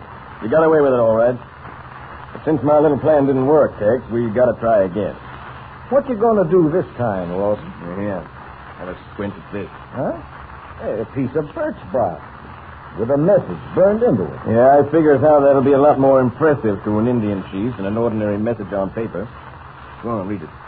Well, it says here, the chief running fox of the Comanche tribe. When the moon rises above Sugarloaf Mountain, the coyote will howl 3 times. Then will your son go to the happy hunting ground. Hey, what's it mean, Rawson? Well, it's a message to Chief Running Fox, telling him that when the moon rises above Sugarloaf Mountain, Comanche Joe will die. You notice the message is signed the Coyote. Yeah, I see that, but what's the idea? When Comanche Joe dies on schedule, the old man will believe that the Coyote knows what it's talking about. And then later on, when the Coyote tells him to sell the ranch and oil fields to the first bidder, he'll do it. Needless to say, I'll be the first bidder. You sure got it all figured out. Hey, how are you aiming to kill Comanche Joe? You're giving him warning with this message. You'll be sure to protect himself. Listen to me, Tex. Comanche Joe could surround himself with 100 Comanche braves. He can protect himself any way he wants to. But no matter what precautions he takes, I'll get him. I got a method, Tex. I killed Dusty with the method, and I can kill Comanche Joe. Say, what is this method you got? I hear tell nobody can figure out what happened to Dusty. You bet they can. And they won't be able to figure out how Comanche died.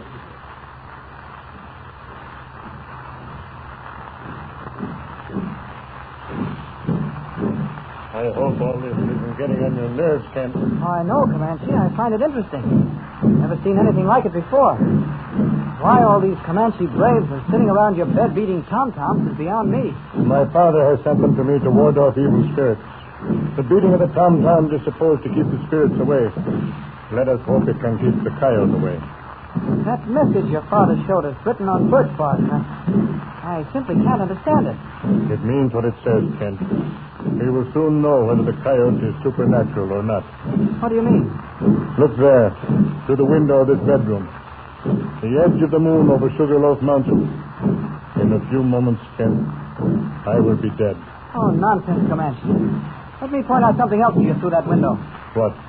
Those hundreds of Indian braves stationed out there. Yes. I can see my brother standing near the fires, waiting to protect me from any danger that may show itself. But will that danger show itself? Oh, Comanche, you sound as though you believe that this coyote is supernatural. Why not? A Superman saved me from the flames of those oil wells only a few days ago.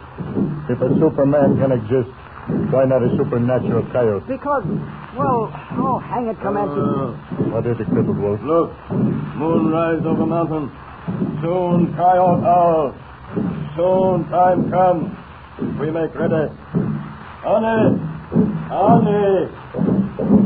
Huh? They appear to be redoubling their efforts to ward off the evil spirit. In a few minutes, I will be dead. Oh, for heaven's sake, Comanche, stop talking this way. You're a man of education, a college graduate. How can you possibly believe in evil spirits and all the rest of it? I am an Indian. Look there. The moon rises over Sugarloaf Mountain. Somehow I have a feeling my time has come. Comanche, I tell you, you're... Listen. There it is.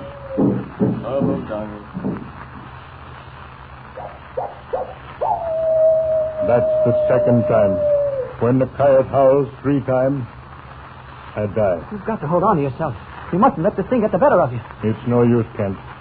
There's nothing we can do against this thing. This coyote that haunts me. When it howls for the... My time has come, Kent. My time has come.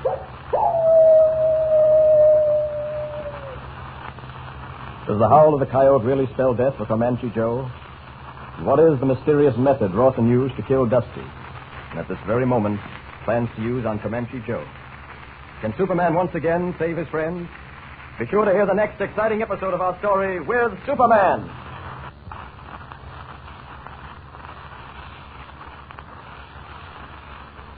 And remember, tune in the next thrilling installment of the transcription feature, Superman. Up in the sky! Look! It's a bird! It's a plane! It's Superman!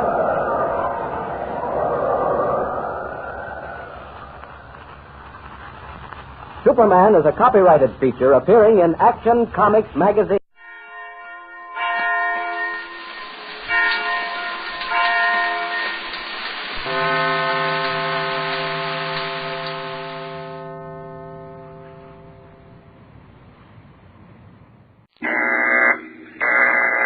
Stand by to raise ship. Blast off. -5, 4, 3, 2, 1, 0! As roaring rockets blast off to distant planets and far-flung stars, we take you to the age of the conquest of space with Tom Corbett, Space Cadet.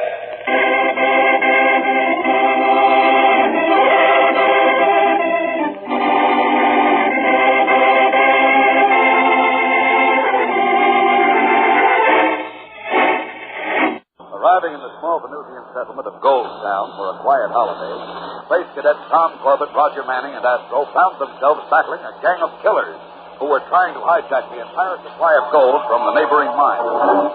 Despite the menace of giant robots, the boys managed to board one of the armed freighters, and in the fight that followed, the gang was beaten. But they escaped with half of their loot in 2 remaining ships, another freighter and a space yacht. Fearing they would escape into space, the cadets followed them in the captive freighter still laden with gold. And now, far above Venus, they try to find some trace of the enemy ships. Control deck to radar bridge. Check in. Radar bridge, aye. What do you want, Tom? Haven't you picked up those ships on the radar yet, Roger? Look, Tom, I'm good, but I'm not a genius. I just got up here. Give me a chance. Okay, Hotshot. Don't fuse your tubes. They shouldn't be too far away. We blasted off only 15 minutes after they did. You just hold your rockets, Junior. As soon as I spot them, I'll let you know. In transmission. Hi, Tom. How are we doing? Haven't picked up the trail yet, Astro. How's the power department? Oh, very good for a freighter. There's a power booster gimmick for blast-offs that's new to me. Hey, another special gimmick. This is some ship. What do you mean? The space radio they've got. A radio? Hey, have you contacted the Solar Guard? Well, that's just it. We can't. You mean it isn't working? Well, not exactly. Here, the receiver's set for Venusport. Now, listen. But that's just hash. Uh-huh. The set scrambles a regular broadcast into what you heard. And Roger says it's the same way in reverse with the transmitter.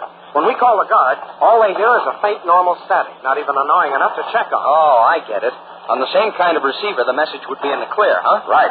Automatic scrambler and de-scrambler circuits. First I've ever seen. Quite a system, eh, Astro? That gang never had to worry about their messages being intercepted. Cold-blooded killers, and yet they have things like this. To say nothing of the robots. They're going to be tough to lick.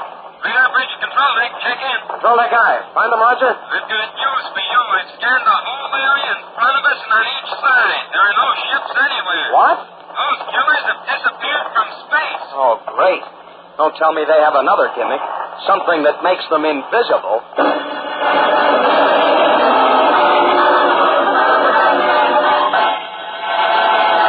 We'll return to the exciting adventures of Tom Corbett, Space Cadet, in just a moment. So stand by. Spaceman, how would you like to have pictures of all your favorite Space Cadets? Well, just listen. Right now at your grocery store, you'll find a picture cutout of one of your favorite Space Cadets on the back of every regular-sized package of Kellogg's Pep.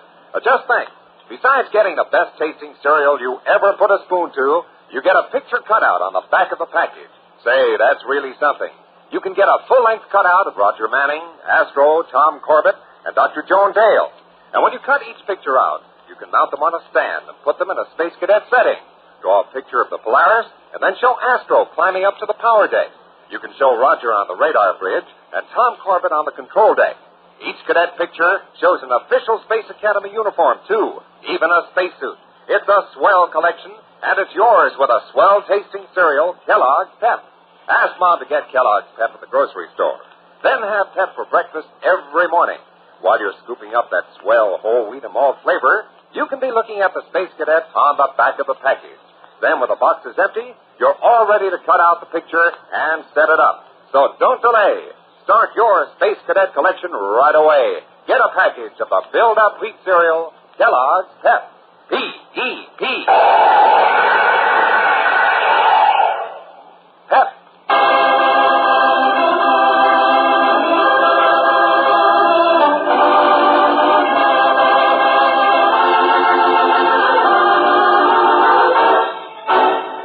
Rocketing through space far above Venus in the captured freighter, Tom, Roger, and Astro are confident that they can track down the criminals who brought death and destruction to Gold Town. Until suddenly, Roger reports from the radar bridge that the killers have disappeared from space. That's impossible, Roger. Ships can't just disappear. If you don't believe me, Junior, suppose you get on this radar and check up yourself. Well, all right. Don't overheat your tubes. I know you've been riding that scanner, but it's fantastic. Well, they could just be further ahead than we figured, Tom. We're packing all that gold, and there's a lot of inertia to overcome. No, Astro. Their freighter has about the same load. The space yacht could go much faster, but... I got it, you guys. If they went twice as fast, they still wouldn't be out of range so quick. Then, with all the scientific gadgets this gang has, maybe I was right. That they really can disappear? I doubt that, Astro. We've missed a point somehow. I didn't. There are no ships within radar range. Wait a minute. Sure there are. Only radar can't spot them. What are you talking about? Well, there must be some ships flying over Venus right now on regular flights. But with the whole planet behind them, they wouldn't show up on our screen. Naturally not, Junior, but we're talking about ships in space. Are we? Suppose they double back to Venus. But why, when they just escaped from there? Because it's the last place anyone would look for them. We didn't, but we'd better start now. Astro, get below and give me power on the steering vanes. We've got to turn this crate around fast. Right. Ready in a minute. You know, Roger, that gang must have a hideaway. Probably. They've nearly reached it by now. Yeah, but to cover all of Venus is a big order, Tom. Well, maybe we can pick up something on this radio receiver of theirs. Go on. They wouldn't be stupid enough to use radios. They might. No ordinary set can intercept those scrambled transmissions. And they don't know that we're after them in one of their own ships. By the rings of Saturn, maybe you're right. Come on down here and start sweeping the radio band, Roger, and let's hope we get a break.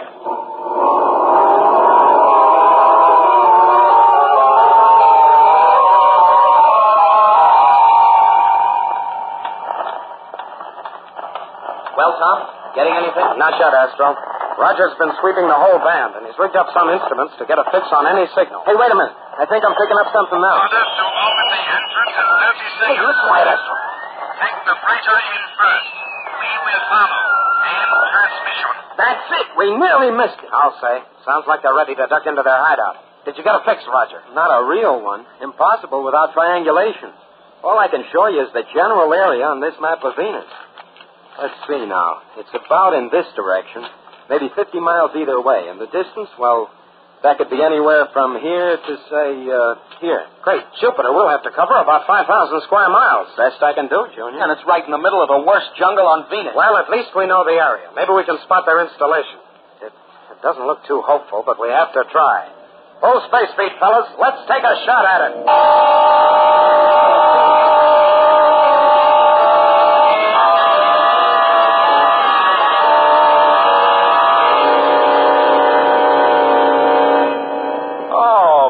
How many square inches are there in 5,000 square miles of jungle, Tom? Too many, Roger. There sure are when you have to look over every one of them, even from up here. But you ought to feel at home, Astro. Stow it, Hotshot. To listen to you, anybody think there was nothing on Venus but jungle? If I didn't think so before, I sure do now. Space dust. I'm sick of this, too. Tom, we've covered the whole area without spotting any camouflage for their hideout. We're on the wrong track. Not if the installation is underground, because then nature furnishes the camouflage. Underground? Here? Why not? If they're underground, we can't possibly spot them. We might as well pick up our marbles and go home. No, we can't leave. Do you realize that the gold towners must have contacted the Solar Guard by now?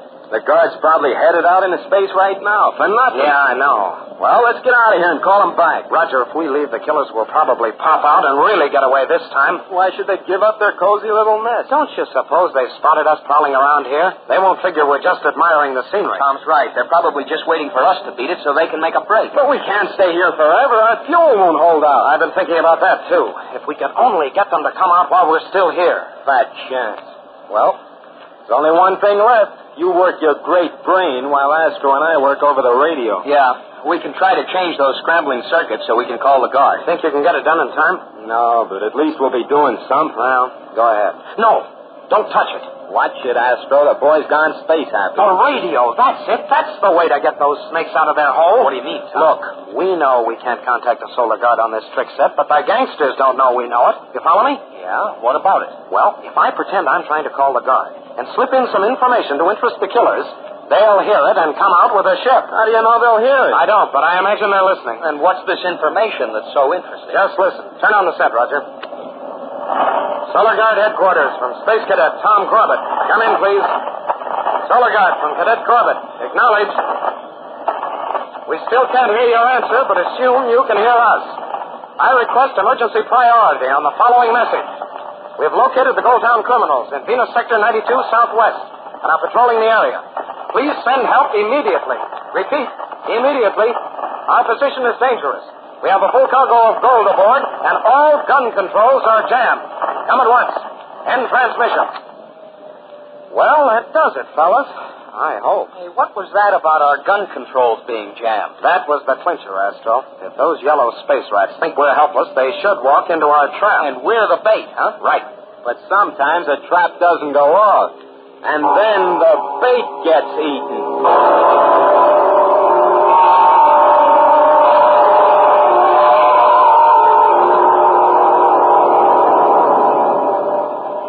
Roger, take a look through this viewport. What's the matter? Something mighty funny. Way over there, a whole section of jungle is sinking. The underground entrance. It worked. They're coming out. There's a ship blasting off. Hey, it's the space yacht. Good. I hoped it would be. Yeah, that yacht can run circles around this tug. But we have more firepower. And they think we don't have any. Don't worry, Roger. Who's worried? Great galaxy. The freighter's coming out, too. Uh-oh, now I am worried. I didn't think they'd use the ship with the gold. Looks as if they've managed to unload it somehow. It's making good time. We've still got our cargo. That means even the freighter can outrun and outmaneuver us, Tom. Yes, I'd better change our course. Look as if we're making a run for it so they don't suspect our guns are really working. I'd better get below and start nursing the rockets. Okay, Astro. One thing we'll need is plenty of power. You'll get it, Tom.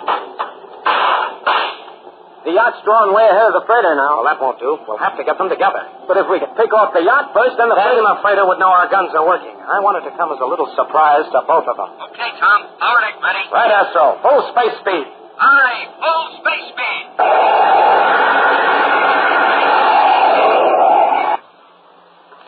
Now we'll climb. She's pretty sluggish. Hey, Tom. The yacht fired a warhead when they saw us move. We're still out of range, though. We won't be for long. Are they climbing after us? Sure, and their rate of climb is faster. Power deck. Power deck, all right. Stand by steering rockets, Astro. 2 turns to port, as sharp as this ship can make. Well, then we'll be heading back where we came from. That's the idea. Get ready. The yacht's coming on range now, catching up fast. And now's the time. Okay, Astro. Short blast for first turn. Coming up. This is like turning a barge. There. All right, Astro, again. Okay. Coming up. Come on, baby, get around. Roger, where's the yacht? A little above and behind us. Pretty close. Fine, and the freighter? That was her getting into the act. We better get on the starboard gun. I'll take them. You take the port side. The yacht will be there in any second. But don't fire yet. Wow, that one rocked us. What are you waiting for, Tom? See the whites of their eyes? Almost. I'm cutting right between them. We can fire from both sides. Great idea if they don't get us first. Coming up. You ready? Sure. Hey, the yacht's starting to dive. Okay, open fire. Blast it, missed! I nailed the freighter astern. She's down to our speed now. Tom, look, they're sending robots after us. A robot shouldn't be able to hurt a ship this size. Don't bother with them unless they fly straight into a gun. Okay. The yacht's coming back and the freighter's turning. They're going to try and finish us. They've got us bracketed. Astro, give me a blast. Okay. Hey, Tom, the robot. What in space was that? Astro, the rockets are stopped. What happened? I had to shut them off. The gang sent a robot square into the rocket tube. Jammed it there. If I held power, we'd blow up. Great galaxy, without power, we can't maneuver. We can't even stay in the air. The clobberers. Keep firing, Roger. Okay. Astro, come up and help him. We'll have to take the ship in for a crash landing.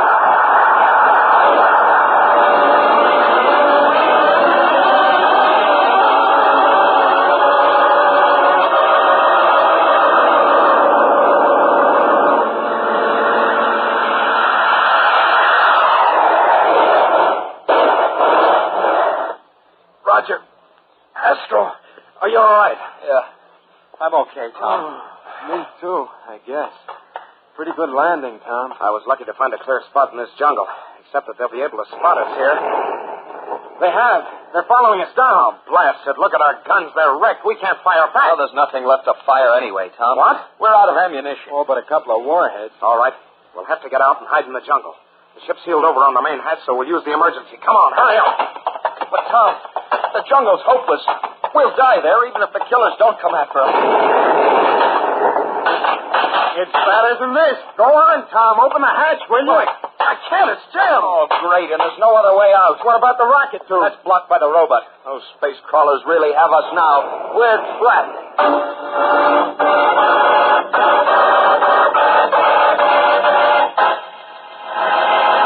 We'll return to the exciting adventures of Tom Corbett, Space Cadet, in just a moment.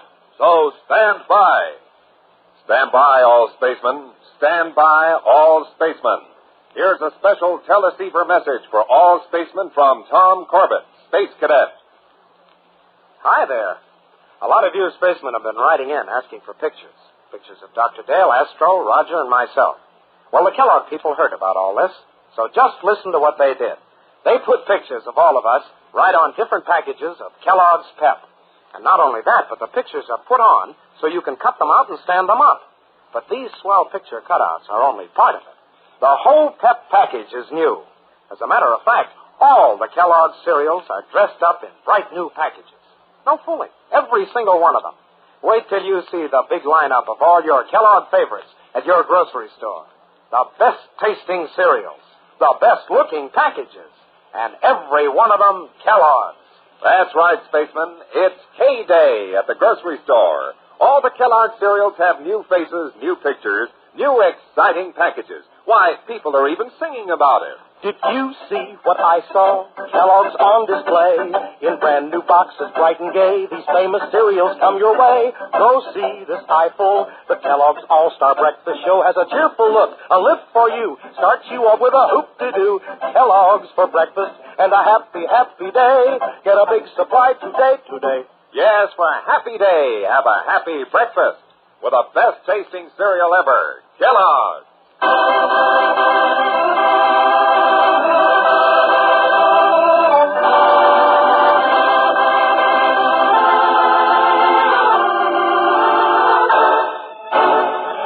Trapped in the battered wreckage of their ship after crash landing in the Venusian jungle, Tom, Roger, and Astro are unable to return their enemy's fire. With every exit sealed by the crash, they face certain death as warheads burst all around and the killers come roaring down out of the sky. This is a great way for us to wind up like rats in a trap. We're not finished yet, Roger. Oh, there's no way out, Tom. Those dirty space crawlers are going to blow us to space dust. Maybe not. Come on, this way. Run. Where are we headed for? For the cargo section, where the gold is stored. What good is that? There's no hatch there. I know. Here. Go on in. Fast.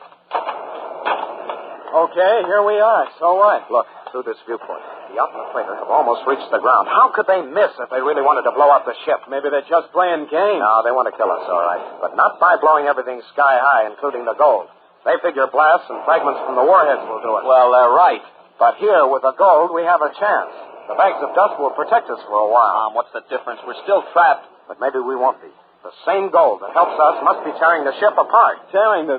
What are you talking about? Well, look how all that weight has shifted. It's bearing down on the bulkhead that's already been weakened by the crash. And now with those warheads blasting all around us, something has to give. The hull plates. Yeah, you're right, Tom. They're buckling. And they've sprung a seam over here. It's only an inch, but... Brother, that was a bad one. No, a good one. The seam's wide open. There's our exit. And on the side, away from the gang. They'll never see it through all the smoke and dust. Okay, let's go. Even that jungle looks good to me now. Go ahead. Hurry. I'll be with you as fast as I can. Huh? You're not staying here, are you? Yeah. There's something else to do. But, Tom, the killers are landing. Don't argue. Get it going. Okay, it's your war. Come on, Astro. I'll join you soon. I hope.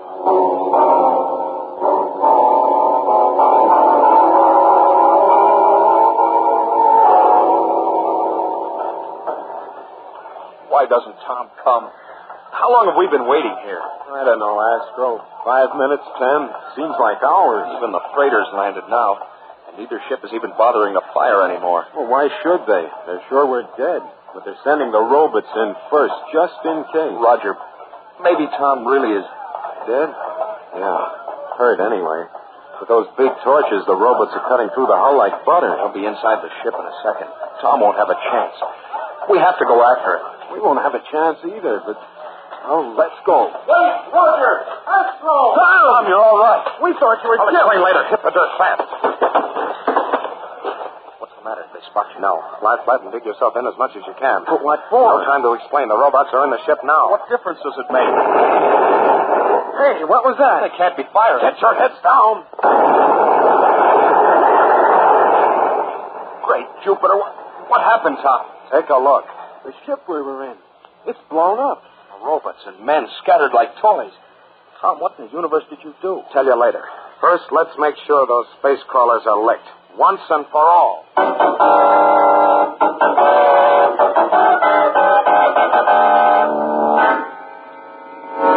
Well, this is one bunch of killers that won't do any killing anymore. Most of them won't even wake up until they're in a prison hospital. And some won't ever wake up. Yes, the ones who were too anxious to get at the gold they'd murdered for. Speaking of gold, Tom, I've heard of men rich enough to throw a little around. But I bet you're the first who ever scattered a whole shipload. Will you tell us now what you did? Oh, it was simple enough. I just rigged up I guess you'd call it an atomic booby trap. Booby trap? Uh-huh. I dismantled the last 2 warheads. Fixed them so the robots would set them off when they got to the power deck. That was the first explosion.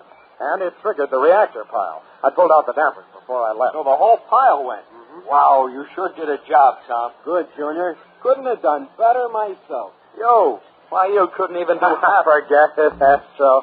Come on, let's see if one of those ships can still get off the ground. I hope so. I'd sure like to get out of here. Yep. Get this finished up and then back to Gold Town.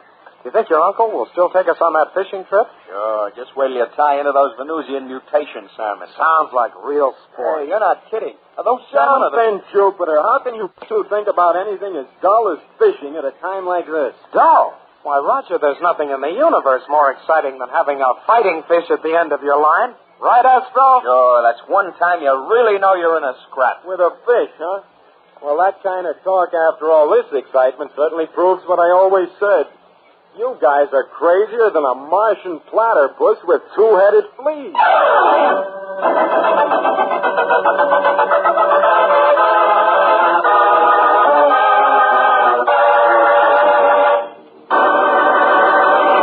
Don't miss the next action-packed adventure with Tom Corbett, Space Cadet, on Tuesday, when the crew of the Polaris returns from Venus, only to find themselves threatened with death as they try to solve the riddle of Astro. Tune in, same time, same station on Tuesday for the next thrilling interplanetary adventure with Tom Corbett, Space Cadet. Brought to you by Kellogg's Pep, the Build-Up Wheat Cereal.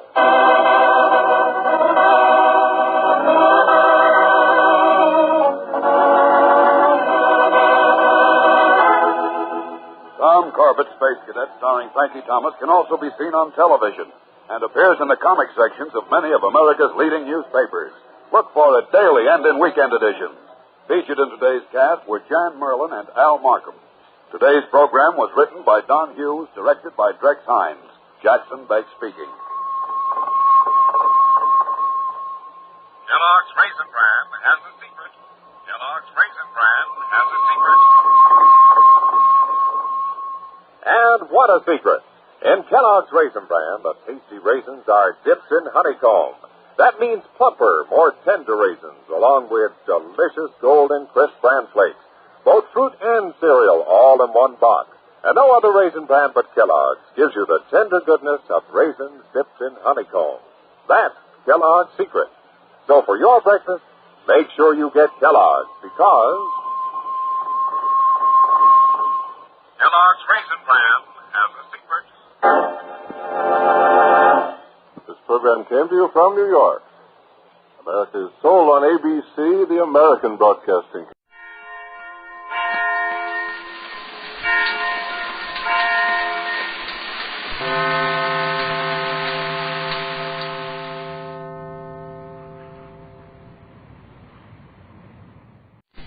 Tired of the everyday routine?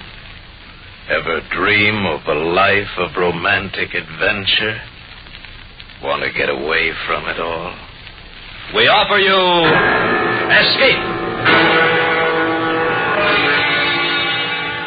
Escape, designed to free you from the four walls of today for a half hour of high adventure. Tonight, we escape to a lush tropical island in the Caribbean. A paradise lost through the overpowering greed of a lovely woman and a dangerous man, as John and Gwen Bagney tell it in their exciting tale, Treasure Incorporated.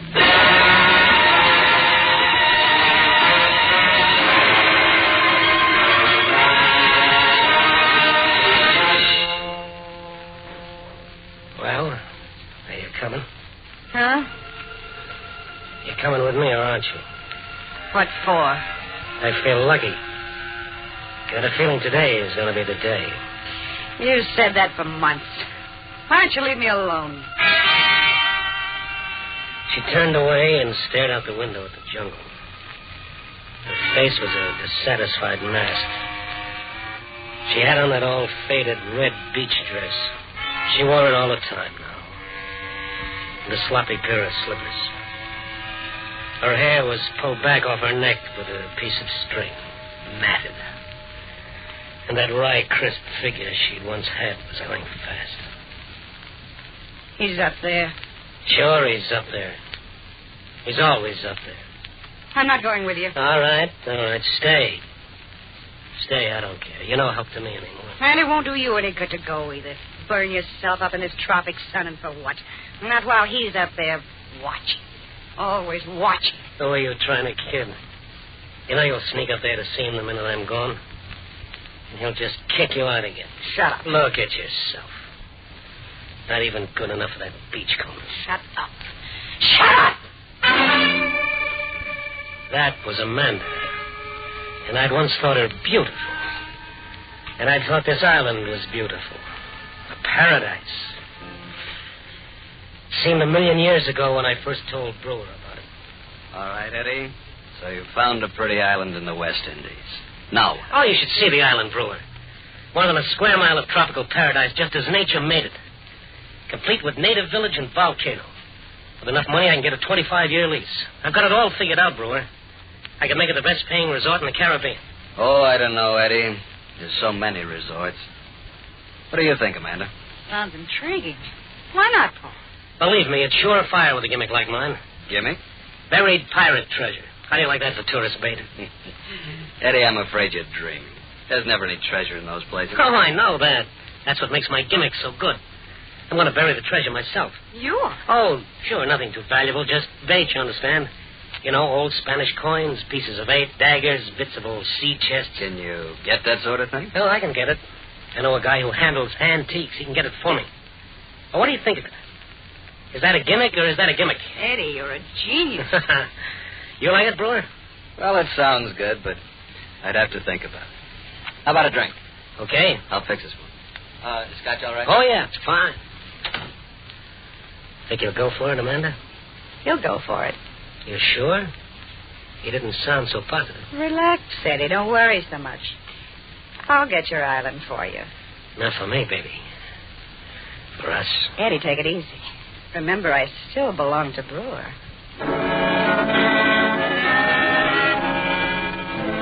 That's Amanda, the kind of woman that always gets what she wants. She got me my island. I started planning the resort. Brewer was to supply the money, and I was to be the front man. It was a great plan. It couldn't miss. But I'd figured without Clive. I'll never forget the first time I saw Clive, the only white man on the island. He was bald, but he was young. He had a blonde beard. He was sitting in a tangle of jungle wearing nothing but a pair of white ducks ripped off at the knee and some binoculars slung about his neck with a length of vine. He was painting a seascape. Hiya, Gillespie's the name, Eddie Gillespie. I've been looking over the island. I know. I've been watching you. Terrific place. Say, that volcano, any chance of it erupting? No, it's dead. Dead many years. Well, that's a relief.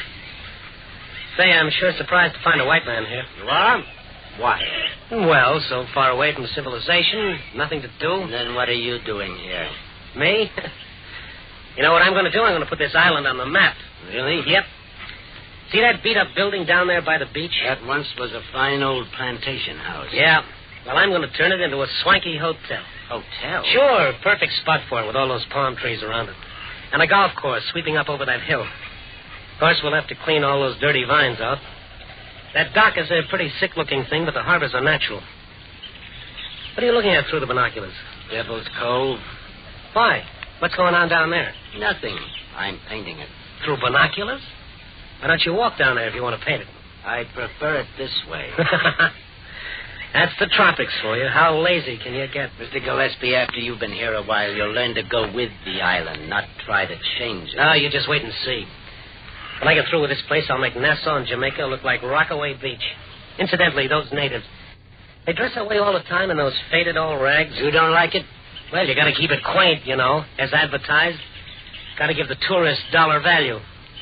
We'll fix up the natives with bandanas and bright sashes, necklaces of coral, big earrings, baskets of fruit on their heads. Of course, they'll have to quit wearing those shoes. How about rings through their noses and a bone in their hair?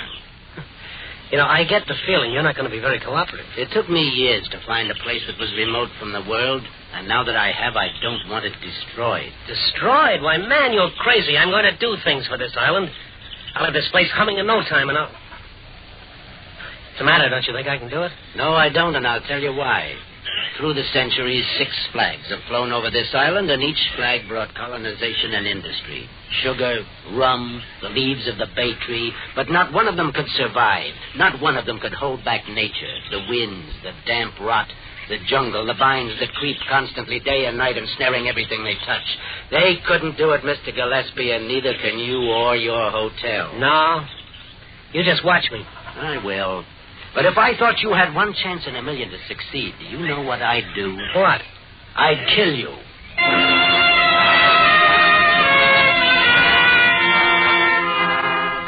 In the beginning, he stayed up on top of that hill of his like he owned the world. He ignored me completely until my tractors and bulldozers went to work, and he began to come down more and more. I never heard him coming, and yet he always seemed to be around. And as I ran into trouble, wind, rain, rot, rats, I had to fight them all. It seemed to amuse him to watch me. Is your paradise fighting you back, Mr. Gillespie? Why don't you go up on your hill and stay there? What a beautiful swimming pool. A symbol of civilization. Do you expect it to last? Why, of course it'll last. Why don't you leave me alone? Be careful. It's bad to lose one's temper. The heat, you know. Yes, heat. Always heat. But I wouldn't give in to it. I drove myself. I drove everybody who worked for me. Come on, boys. We got 2 more hours of daylight. Get those vines out. They do grow, don't they? Huh? What do you want? I like to watch you fight them. It's such a useless task. They'll grow over you in the end, you know. Yeah? Well, I'll civilize this island. I'll show you. Go on and laugh all you want, but you'll see. When Eddie Gillespie starts something, he finishes it. Before the summer was over, we cleaned away all the vines and seeded the golf course. We dynamited the harbor, rebuilt the docks, working 18 hours a day. And then one afternoon, just before the hotel was finished, she arrived. I just knocked off for the day, and I was sprawling in my hammock in front of my hut. Hello, Eddie. Amanda! What are you doing here? You weren't supposed to come until the hotel was open. Aren't you glad to see me? Where's Brewer? How did you get here? In a launch. All the way from New York?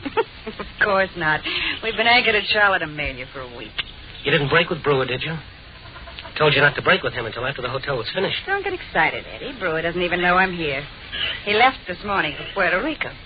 What a big deal. Oh.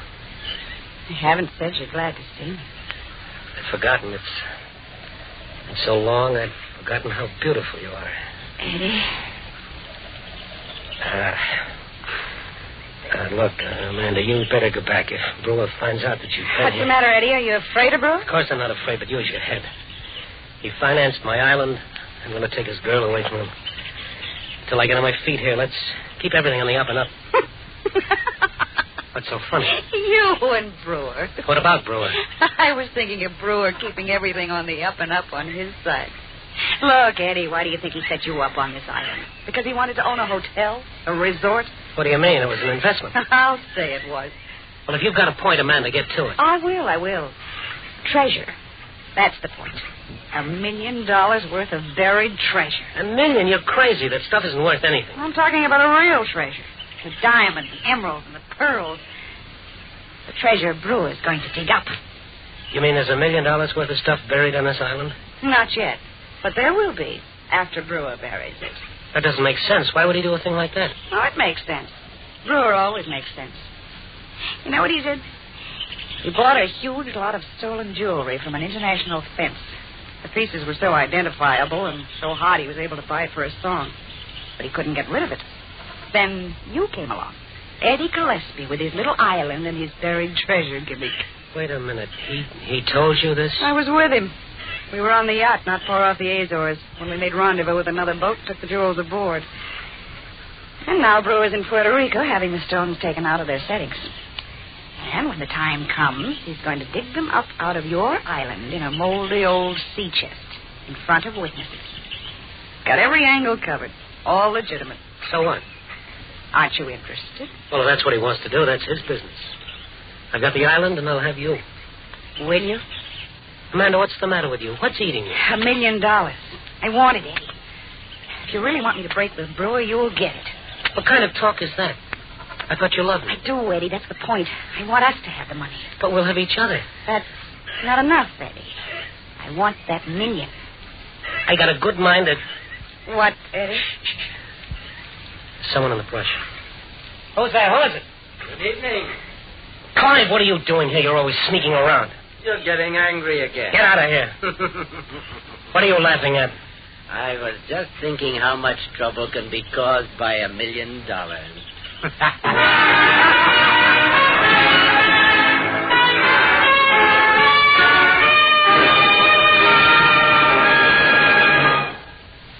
In just a moment, we will return to Escape.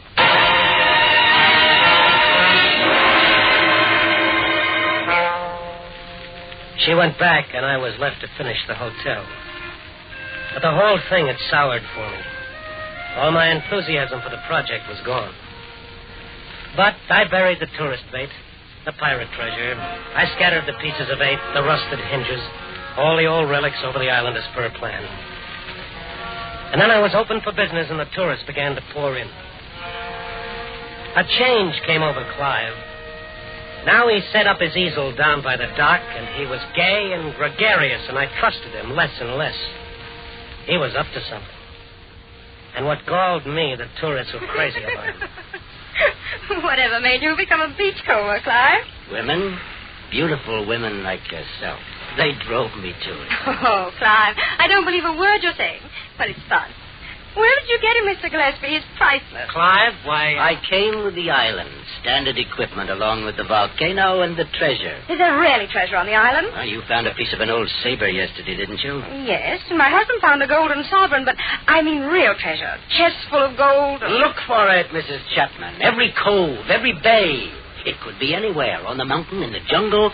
Legend says that Captain Kidd himself stopped here, loaded with treasure from the Spanish Main. He slew all the Caribs, every single one, buried his loot, and sailed away. And, as legend has it, he never came back. Oh, just think of finding it. Then dig, Mrs. Chapman, dig. Take one of our donkeys and a pick and shovel and go out on the trail. I will. I'm going again this morning. Mr. Gillespie, I'm simply mad about your island. Thank you. darling. Oh, there's my husband. Here I am, Fred. Come along, dear. See you boys later. Aren't you overdoing it? I'm just being helpful, adding local color. All that stuff about a legend. You didn't talk that way when I first came here. Things are different now. By the way, when is your pirate coming? Pirate? Brewer, I think you called him. It was 2 days later that Brewer and Amanda arrived. I was on the veranda watching as the seaplane settled on the water. I watched them walk up to the hotel. Oh, yes. Clive was on the dock painting. He watched them, too. Hello, Eddie. Hello, Eddie. Hi. Good to see you, Eddie. You've done a great job with the hotel. Paradise.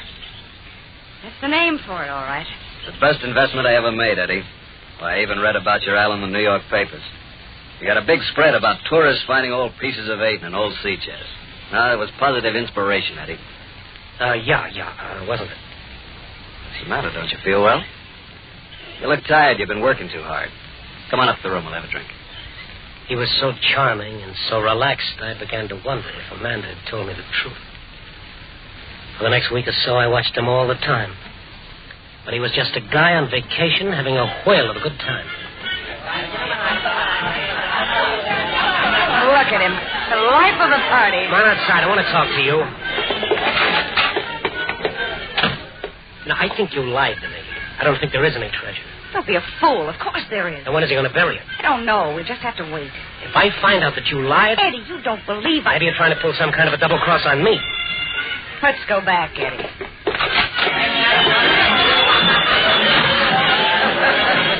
Well, this is the hard way to get exercise. I think you sound so beautiful. Well, you want exercise? Why don't you come out and dig with us, Brewer? I will one of these days. Oh, that's what you've been saying all week. Look at my waistline. I've taken off an inch. Why don't you come tomorrow, Mr. Brewer? It's lots of fun. I like to sleep in the morning. Oh, come on. Sure. Come on. Be a sport. Okay. I'll dig with you tomorrow morning. Who knows? I might be lucky. Tomorrow morning. Eddie, that means he'll have to bury it tonight. Yeah. You'll have to watch him. Don't let him out of your sight.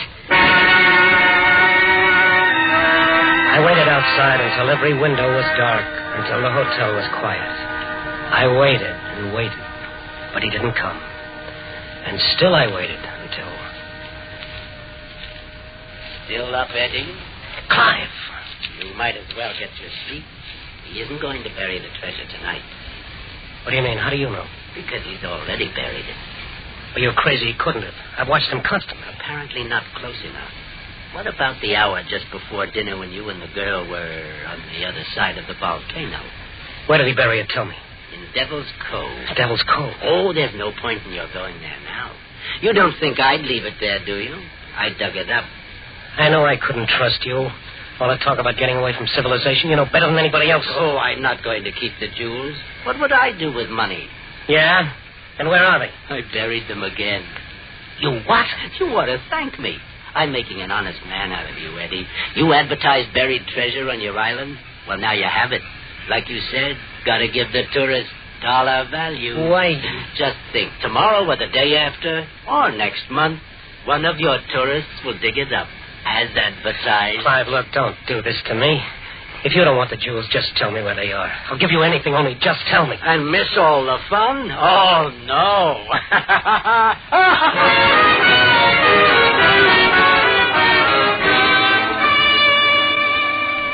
Morning, Eddie. Good morning. Great day, isn't it? You coming out to diggings with us? No, Brewer, I've got some work to do here. Say, you look tired, Eddie.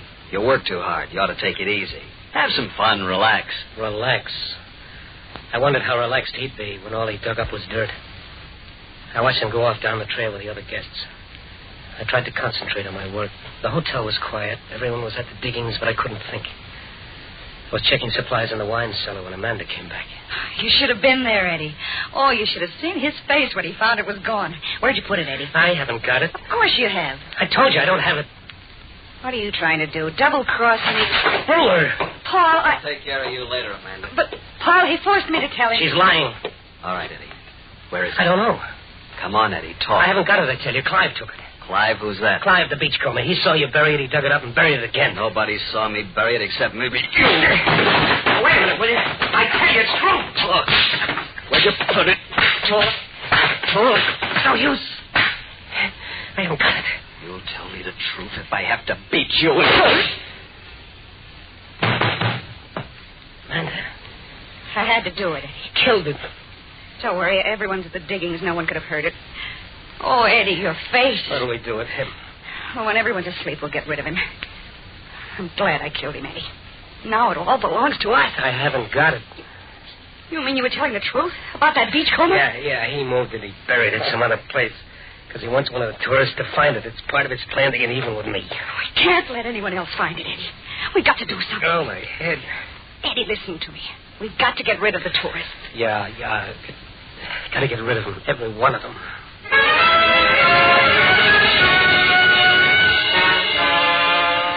We waited until siesta, when all the guests would be asleep in their rooms.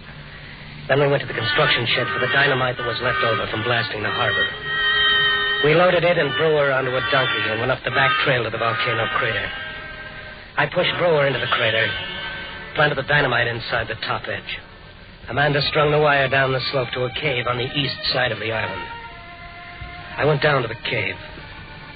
My island was asleep. I had my hand on the plunger. I was ready to throw it, and then I realized fully what I was about to do. With one gesture, I'd be destroying everything I'd worked so hard for. Eddie, what's the matter? I can't do it. Give it to me. No, Amanda, no.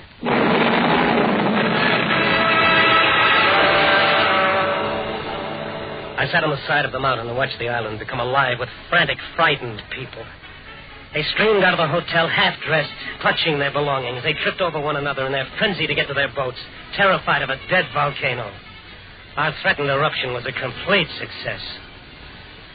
By nightfall, there wasn't a tourist on the island. Even the natives had scurried away in their canoes like so many frightened rats. There were just the three of us left. Amanda, Clive, and me. How will we get the treasure? We can't dig up the whole island. We won't have to. Any man that's got that much loot stashed away will dig it up himself. You can't tell me money doesn't mean anything to him. We'll wait. And we did. We waited and got on each other's nerves. We waited until we couldn't stand it anymore. But Clive didn't make a move to dig it up. It was clear he'd never go near it as long as we were there. Our only escape was to dig. We started in systematically on the east side of the island, then the north. In the rain, in the wind, in the boiling sun. This heat, I can't take it anymore, Eddie. I'm tired. I never thought I'd hear you say that. This was all your idea, don't forget. I don't care, Eddie. Why don't you give it up? You get away from here. What? Go and let him have it? Oh, no. So that's what you want, is it? It's Clive now, huh? You and Clive. Well, you won't get your treasure that way. I'm staying, and I'm going to dig without you. I'm going to dig until I drop. It was hot. It was always hot. My eyes ached from the glare of the sun, but I forced myself to keep going. For days I'd been digging near the old sugar mill. But today I had a feeling I'd be lucky. My pick hit something hard. I dropped to my knees and furiously began to claw the dirt with my hands. There was only rock, a big rock. I moved it aside, and there it was.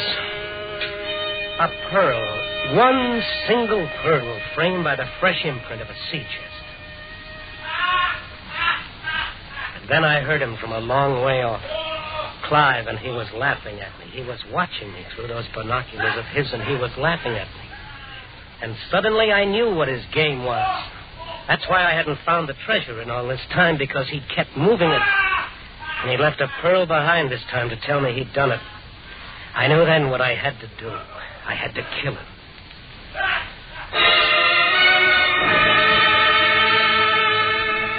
I went up the hill by the back trail. And just at the top, I stopped and took a firmer grip on my pick. Clive's back was to me. He was sitting exactly the way he had been the first time I saw him, in a tangle of vines painting through binoculars. I crept up to him. I raised my pick and brought it down with all my strength. But it was too late. He'd sensed me and ducked the blow. The pick had ripped through the canvas. In fury, I raised to strike it again, and my hand froze in midair as I stared at the torn canvas. It was a picture of me, and the pick had pierced my chest. Me, holding a pearl in my hand, and the look on the face he'd painted was horrible. The pick slid out of my hands. Here's your pick, Eddie. Take it. You'll need it. Take it, Eddie, and dig. And by the way, I had to kick Amanda out again today. Keep her home, will you?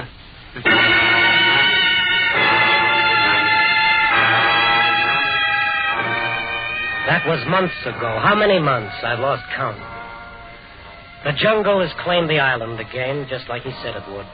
The damp rock, the hurricanes, the vines.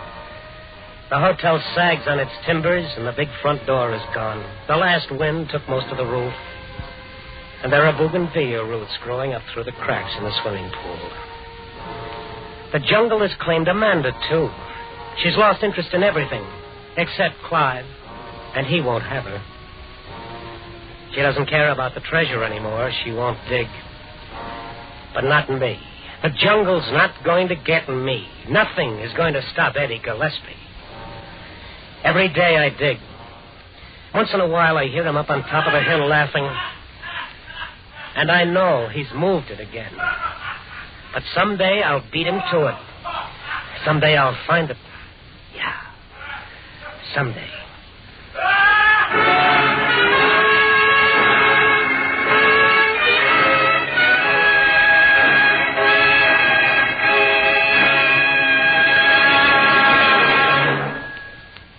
Escape is produced and directed by William N. Robson. Tonight we have presented Treasure Incorporated by John and Gwen Bagney. Featured in the cast were Frank Lovejoy as Eddie, John Hoyt as Clive, Mary Lansing as Amanda, and Harry Bartell as Brewer. Also heard were Eileen Prince and Paul Frees. Special music was arranged and conducted by Del Castillo. Next week. You are sitting in a cheerless gray cell, staring at the rain through the small barred window above your head, and struggling desperately to keep your sanity. For in 12 hours, you must die or escape. Next week, we escape with James Poe's seething tale of blasphemous terror and violent death, present tense, starring Vincent Price. Goodbye, then, until this same time next week, when once again we offer you Escape.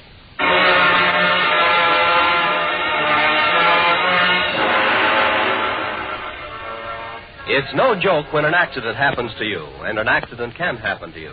This winter, take time to be careful. Whether you're driving or walking in traffic, be cautious. Cross streets with care. Drive safely. Keep your wits and windshield clear. In traffic, walking, or driving, be careful. Be sure to join us at this same time next week when we offer you Escape, starring Vincent Price. And now stay tuned for Pursuit, which follows immediately over most of these same CBS stations.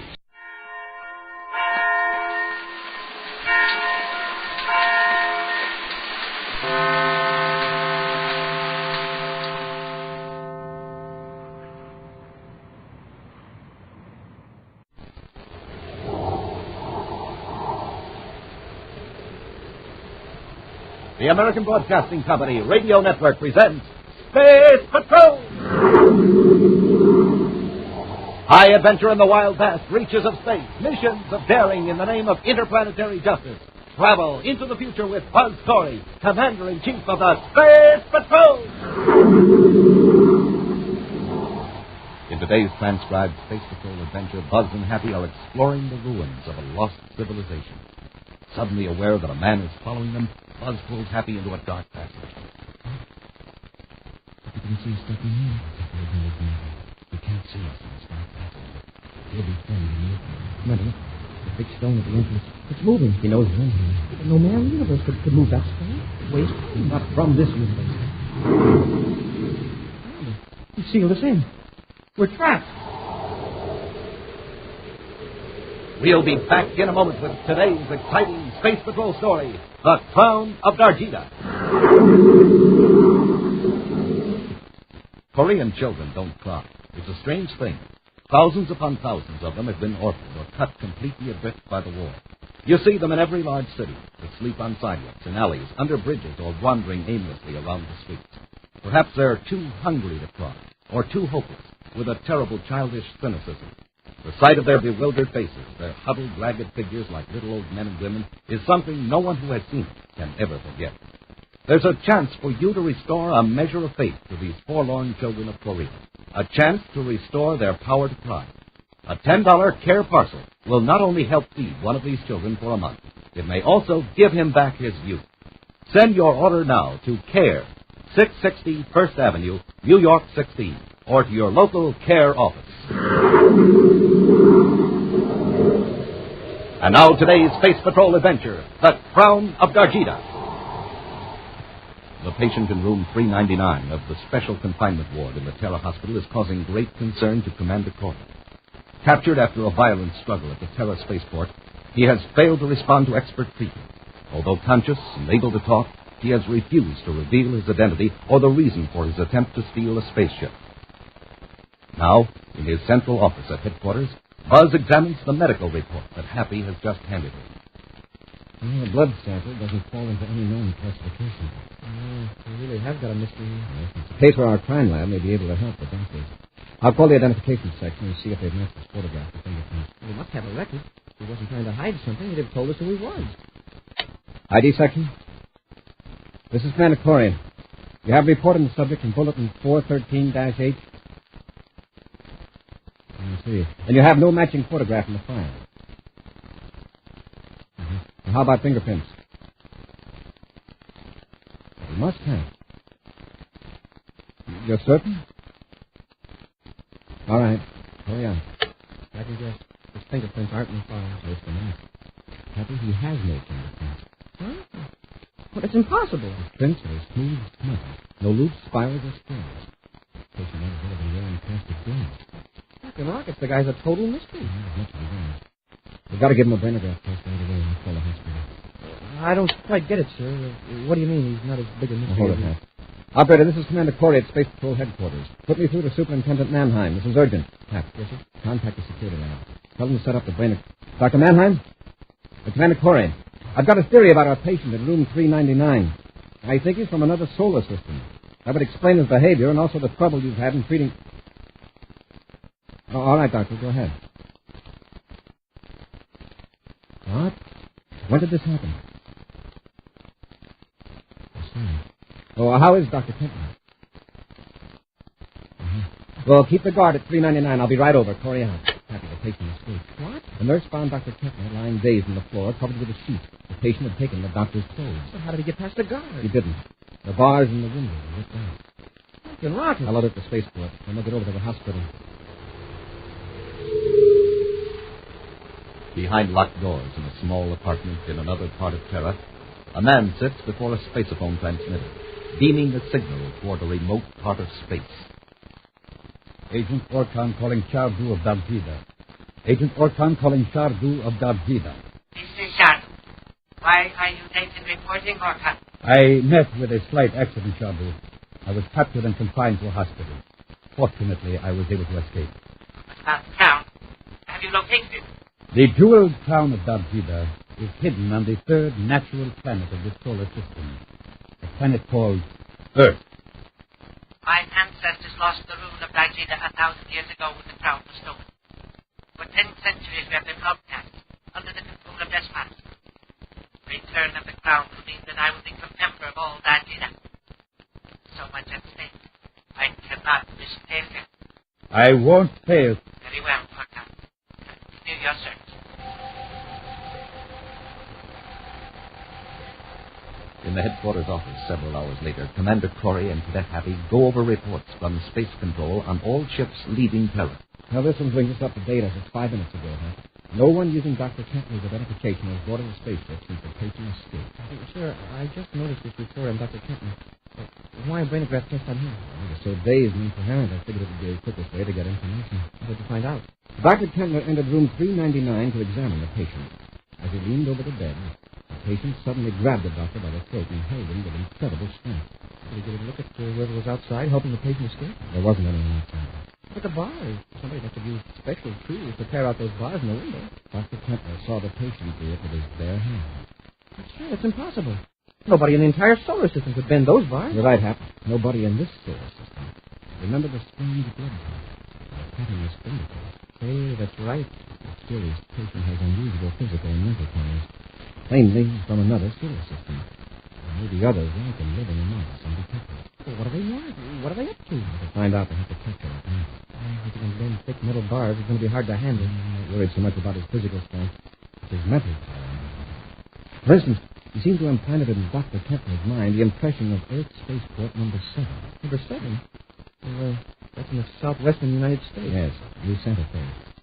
Yeah, but what's Earthport 7 got to do with the man that escaped?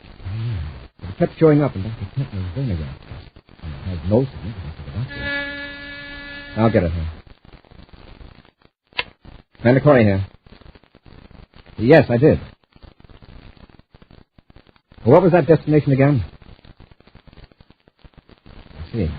That sounds like our man, all right. Thanks. Corey, half an hour ago, a passenger ship from Terra landed at Spaceport 7 on planet Earth. On board was a man who presented the credentials of a Dr. Mordano. Oh? Well, this Dr. Mordano made some inquiries about the Zermatt ruins, about 250 miles to the south of the fort. The Zermatt ruins? According to the medical association, there is no Dr. Mordano. There's a missing patient. You know, Hap, I think it's time we had a vacation. A vacation? Now? Yes. A quiet vacation on Earth, exploring the Zermatt ruins. Back in the 20th century, jet planes roared over the sun-baked deserts of the American Southwest. But they left no mark on vast regions below.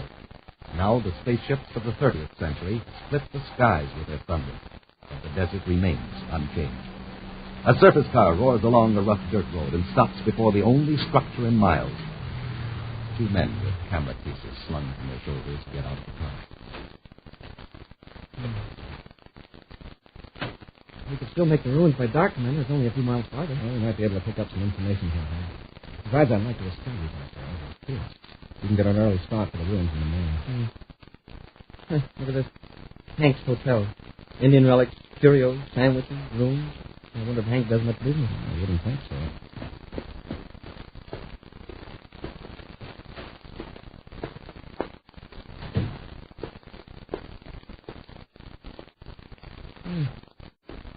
Howdy, folks.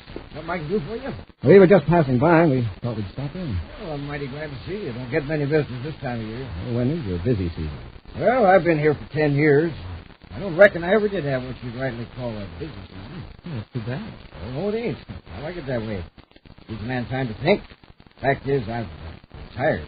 I get just enough trade here to take the curse out of it. Retired? From what? If you don't mind my asking. Oh, a little everything. Ranching, prospecting, you name it. I managed to save up enough to get by on. Anything to take in here is pure velvet. Well, you get the life story of Hank Hodges. You mentioned prospecting. You know around here? Yep. If that's what you fellas are here for, you're wasting your time. Afraid we haven't the patience for that kind of work, Mr. Hodges. We thought we'd crawl around these old Indian ruins and snap a few pictures. Oh, Zermatt ruins, huh? Well, I reckon every man's got his own idea of fun, but don't expect too much. Why? Aren't they interesting? All I know is the Indians left. We'll take our chances. Judging by the lack of traffic on the road just now, we'll have a place for ourselves, I suppose. Ruins, you mean? Well, as far as I know. You don't calculate going out there tonight, do you? We haven't quite made up our minds. Well, you better wait till morning. The road gives up and quits a few miles from here. You get lost. Well, then what are we going to do? Oh, see the sign outside? This here's a hotel, too. Ain't as fancy as those places up at New Santa Fe, but you'd be comfortable. It sounds like a good idea. We'll take you up on that offer, Mr. Hodges. Now you're talking. And, just follow me. We'll get our gear out of the car. Come on. Yes, sir. I'll be out to help you in a jiffy. Just remembered I got some coffee cooking on the stove in the back room. All right, Mr. Hodges.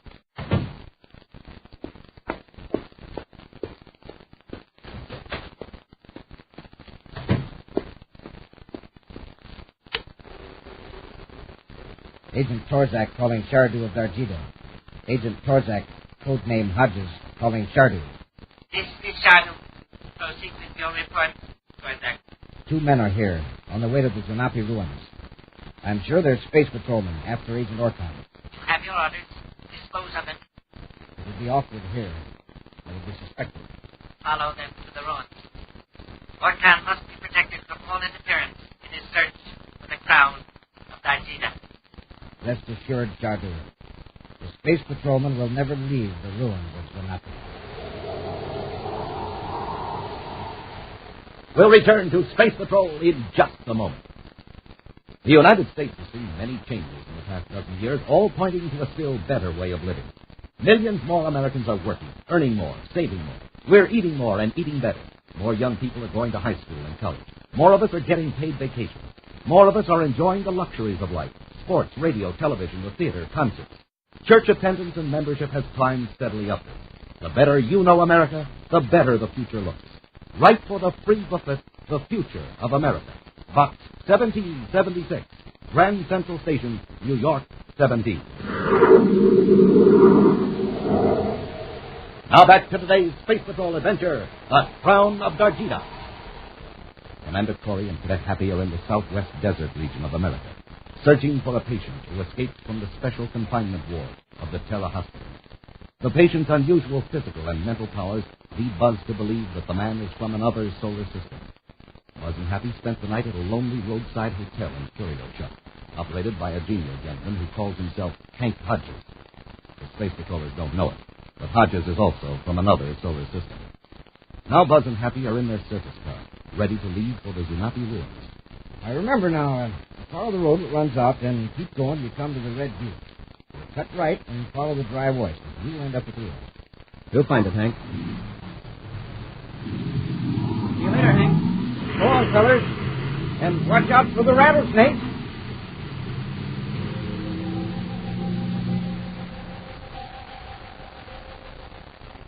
The surface car, designed for rough terrain, moves easily across the desert, through rocky arroyos and deep sand.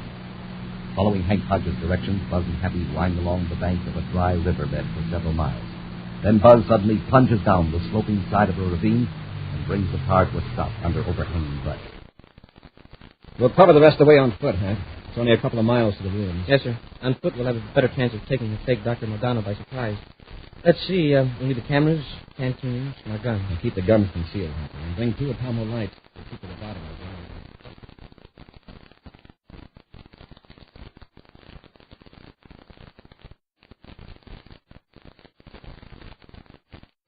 Commander, this is a regular city. Yes. According to Sterndorf, there are thousands of yards of hidden passages. Sterndorf? Who's he? An archaeologist who did some exploring here a few years ago. You tell him? Have get behind this pillar. You see me? Better get out of sight. It's pretty good. Big stuff. Severe earthquake here. Keep that star also on top of the building. Nobody around. Unless we're a couple of times. Past this building in the present. Somebody's coming up.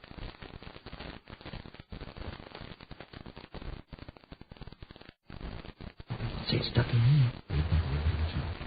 Can't see it, so it's not Texas.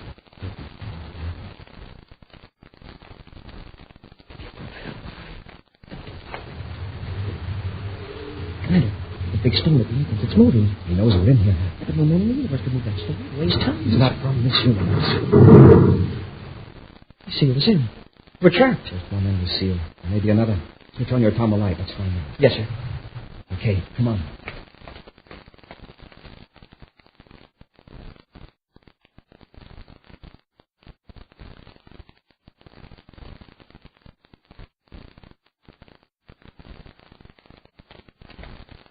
Here's another time. Let's hope this time it pays off. Oh, it's a dead end. Oh, my gosh. Take it easy. It's just a step. Oh, you scared the life out of me, sir. The Atomo light put a right square in the face. It is startling. An ancient idol holding a sword and outstretched arm. I guess we're really fixed this time. Big stone at one end of the passage and old Double Ugly at this one. Especially attitude in that statue. It's like it was guarding something. What is there to guard? It's just a blank wall. If not the Indians, but too intelligent to go to this much work without a reason. A reason might not make sense to us, but... The idol is stone, but the sword is real. Hey, I wonder if I could look at loose from that stone fist and make a dandy souvenir. Yeah, souvenir. That's the last thing we need now. It's not your eye when you pull it that sword. I guess those double uglies is falling apart for me. Smoking rockets, what's happening? Part of the wall is swinging back. You found the way out of the passage. Well, I figure that statue must have a purpose. There wouldn't be any sense of it just standing here. Same goes for us. Come on, through that door. Stop. Turn on that light. This is it. I saw another man up ahead. Very perfectly still. Someone else here.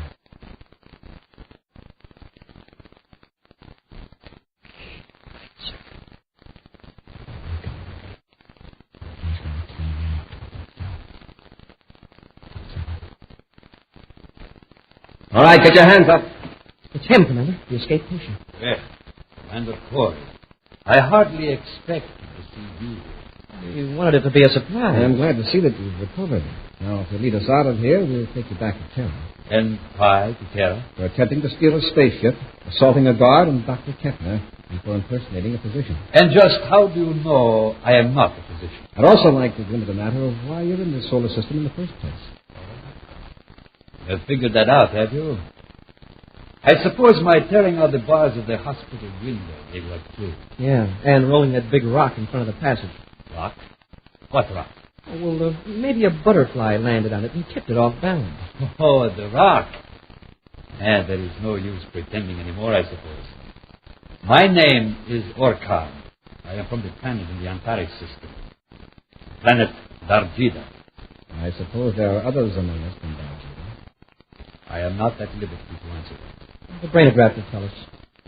Gentlemen, you might as well put down those puny weapons. Stay where you are, Orkan. One more step and you will be sound asleep from a charge of cosmic rays. You will find that you are unable to pull the trigger tonight. All right.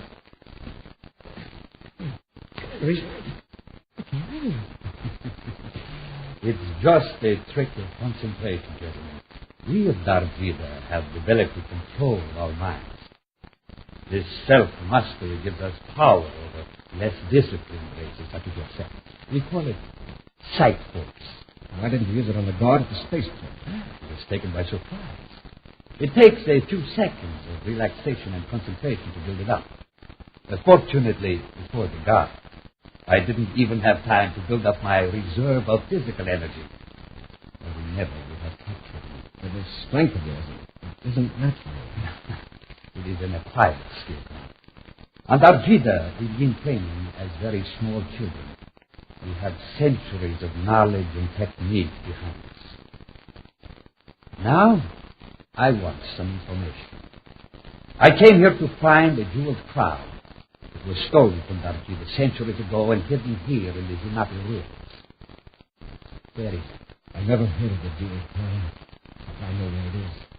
Many relics have been removed from this cave tonight. You are going to tell me who will have this information. I don't know. I'm a space patroller, not an archaeologist. What? It is in your mind, isn't it?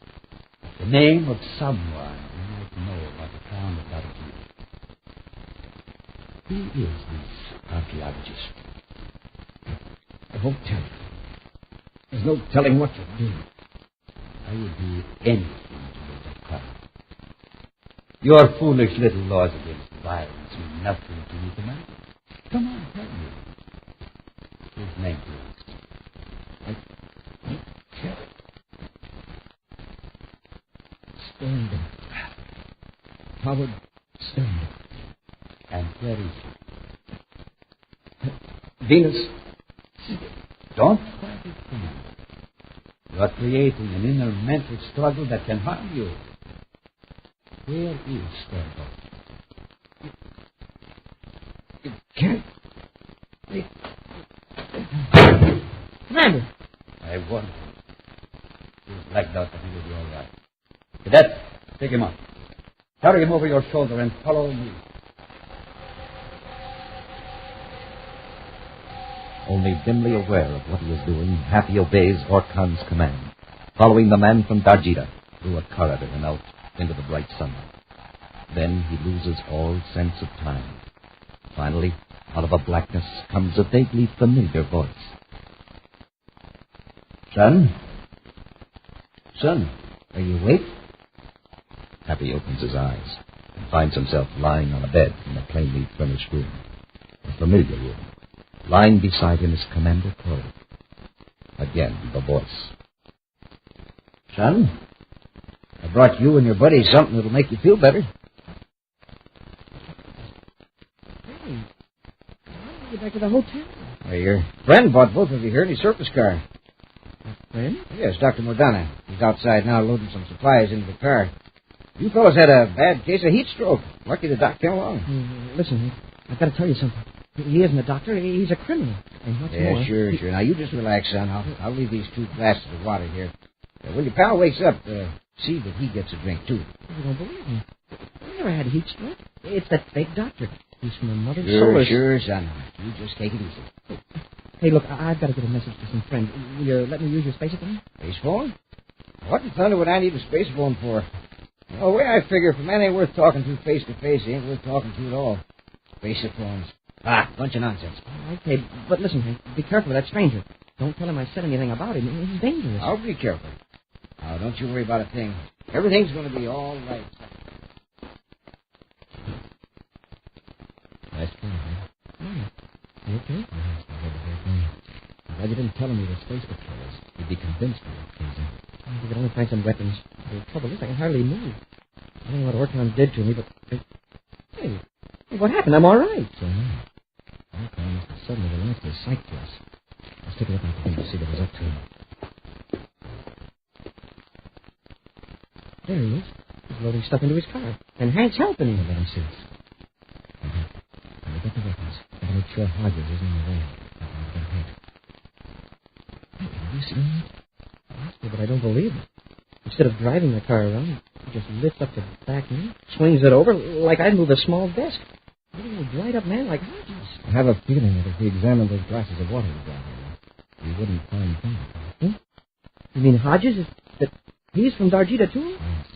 Now that it was Hodges who rolled that rock across the passage back at the rooms. I come to think of it, Orkan seemed surprised when they mentioned it. I quickly took the blame so we wouldn't suspect Hodges.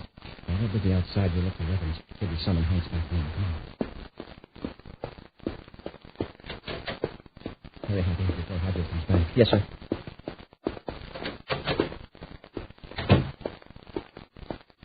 Smoking rock, it's a spacer phone. And he said he didn't have one. What clinches it? Happy, look around for weapons. I'll contact Terra headquarters and have them warn Sterndorf at Venus City University. I hear someone coming. Quick, on the street. This is where Hodges keeps his groceries. Happy isn't hungry right now.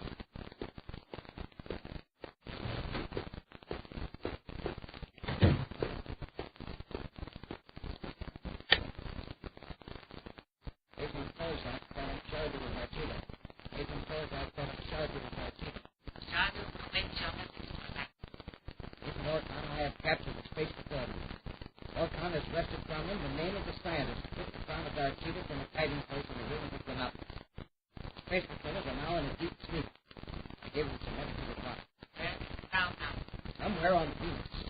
Orkan was left for his spaceship. I will obtain more exact information from the space patrol. Relay it to Orkan. Soon, Shardu, you will be wearing the crown as Emperor of Dardeda. Excellent. Keep me informed of all developments. Yes, Shardu. Hurry. I'll get him, Hap. Nice work, Commander. On your feet. You ought to be ashamed hitting an old man. An old man who can roll a 2-ton rock and lift a surface car. Not as old as you can tell. You better tie him up, Commander. What'll hold him? Bring him a glass of water, huh? One of the glasses he wanted us to drink. Now, fellas, you got me all wrong. Oh, you can stop acting now, Hodges. The curtain's gone down on your little scene. And we're sure you're under control. We're going after your pal, Orkan. What about Shardu's crown? It's rightfully his as Emperor. He's not our Emperor. And if he doesn't respect our laws, well, he's just going to have to rule bareheaded. And I hope he catches cold. We'll have a preview of next week's exciting Space Patrol adventure in just a moment. Young men, today's Army can prepare you for success. It can help you to a better future with valuable job training, opportunities for travel, and a chance to show your ability as a leader. The Army now offers training in over 30 career fields, in everything from auto mechanics to guided missiles and electronics. Here you can learn a trade which will pay you well for the rest of your life. And of course, you'll be paid while you learn. And you'll get a 30-day leave with pay every year. So serve your country and yourself in the new United States Army. See your local Army recruiter today. He's listed in a phone book. Now a preview of next week's exciting Space Patrol adventure. Buzz and Happy are aboard the Telephone, approaching the planet Venus. We're on vector for Venus City atmosphere shell, sir. Fine, Hap. What our velocity? Yes, sir. That's great. Controls won't respond. There's a warning from Space Control. Decelerate quick. I can't, sir. Nothing happened by changing vector. The controls are frozen. Someone sabotaged the ship. More come. Oh, but not if we don't do something quick. The ship will crash right into the heart of Venus City. Be with us next week for the thrilling Space Patrol story, The Shadow of Chardu. Space Patrol, created by Mike Moser, starring Ed Kemmer as Commander Corey and Lynn Osborne as Cadet Happy, was written by Lou Houston, produced and directed by Larry Robertson, executive producer Helen Moser. Other players were Tom McKee, Norm Jolly, and Ken Mayer. Lee Zimmer speaking. This program is broadcast to our armed forces overseas through the worldwide facilities of the Armed Forces Radio Service. Space Patrol came to you transcribed from Hollywood. This is ABC Radio Network.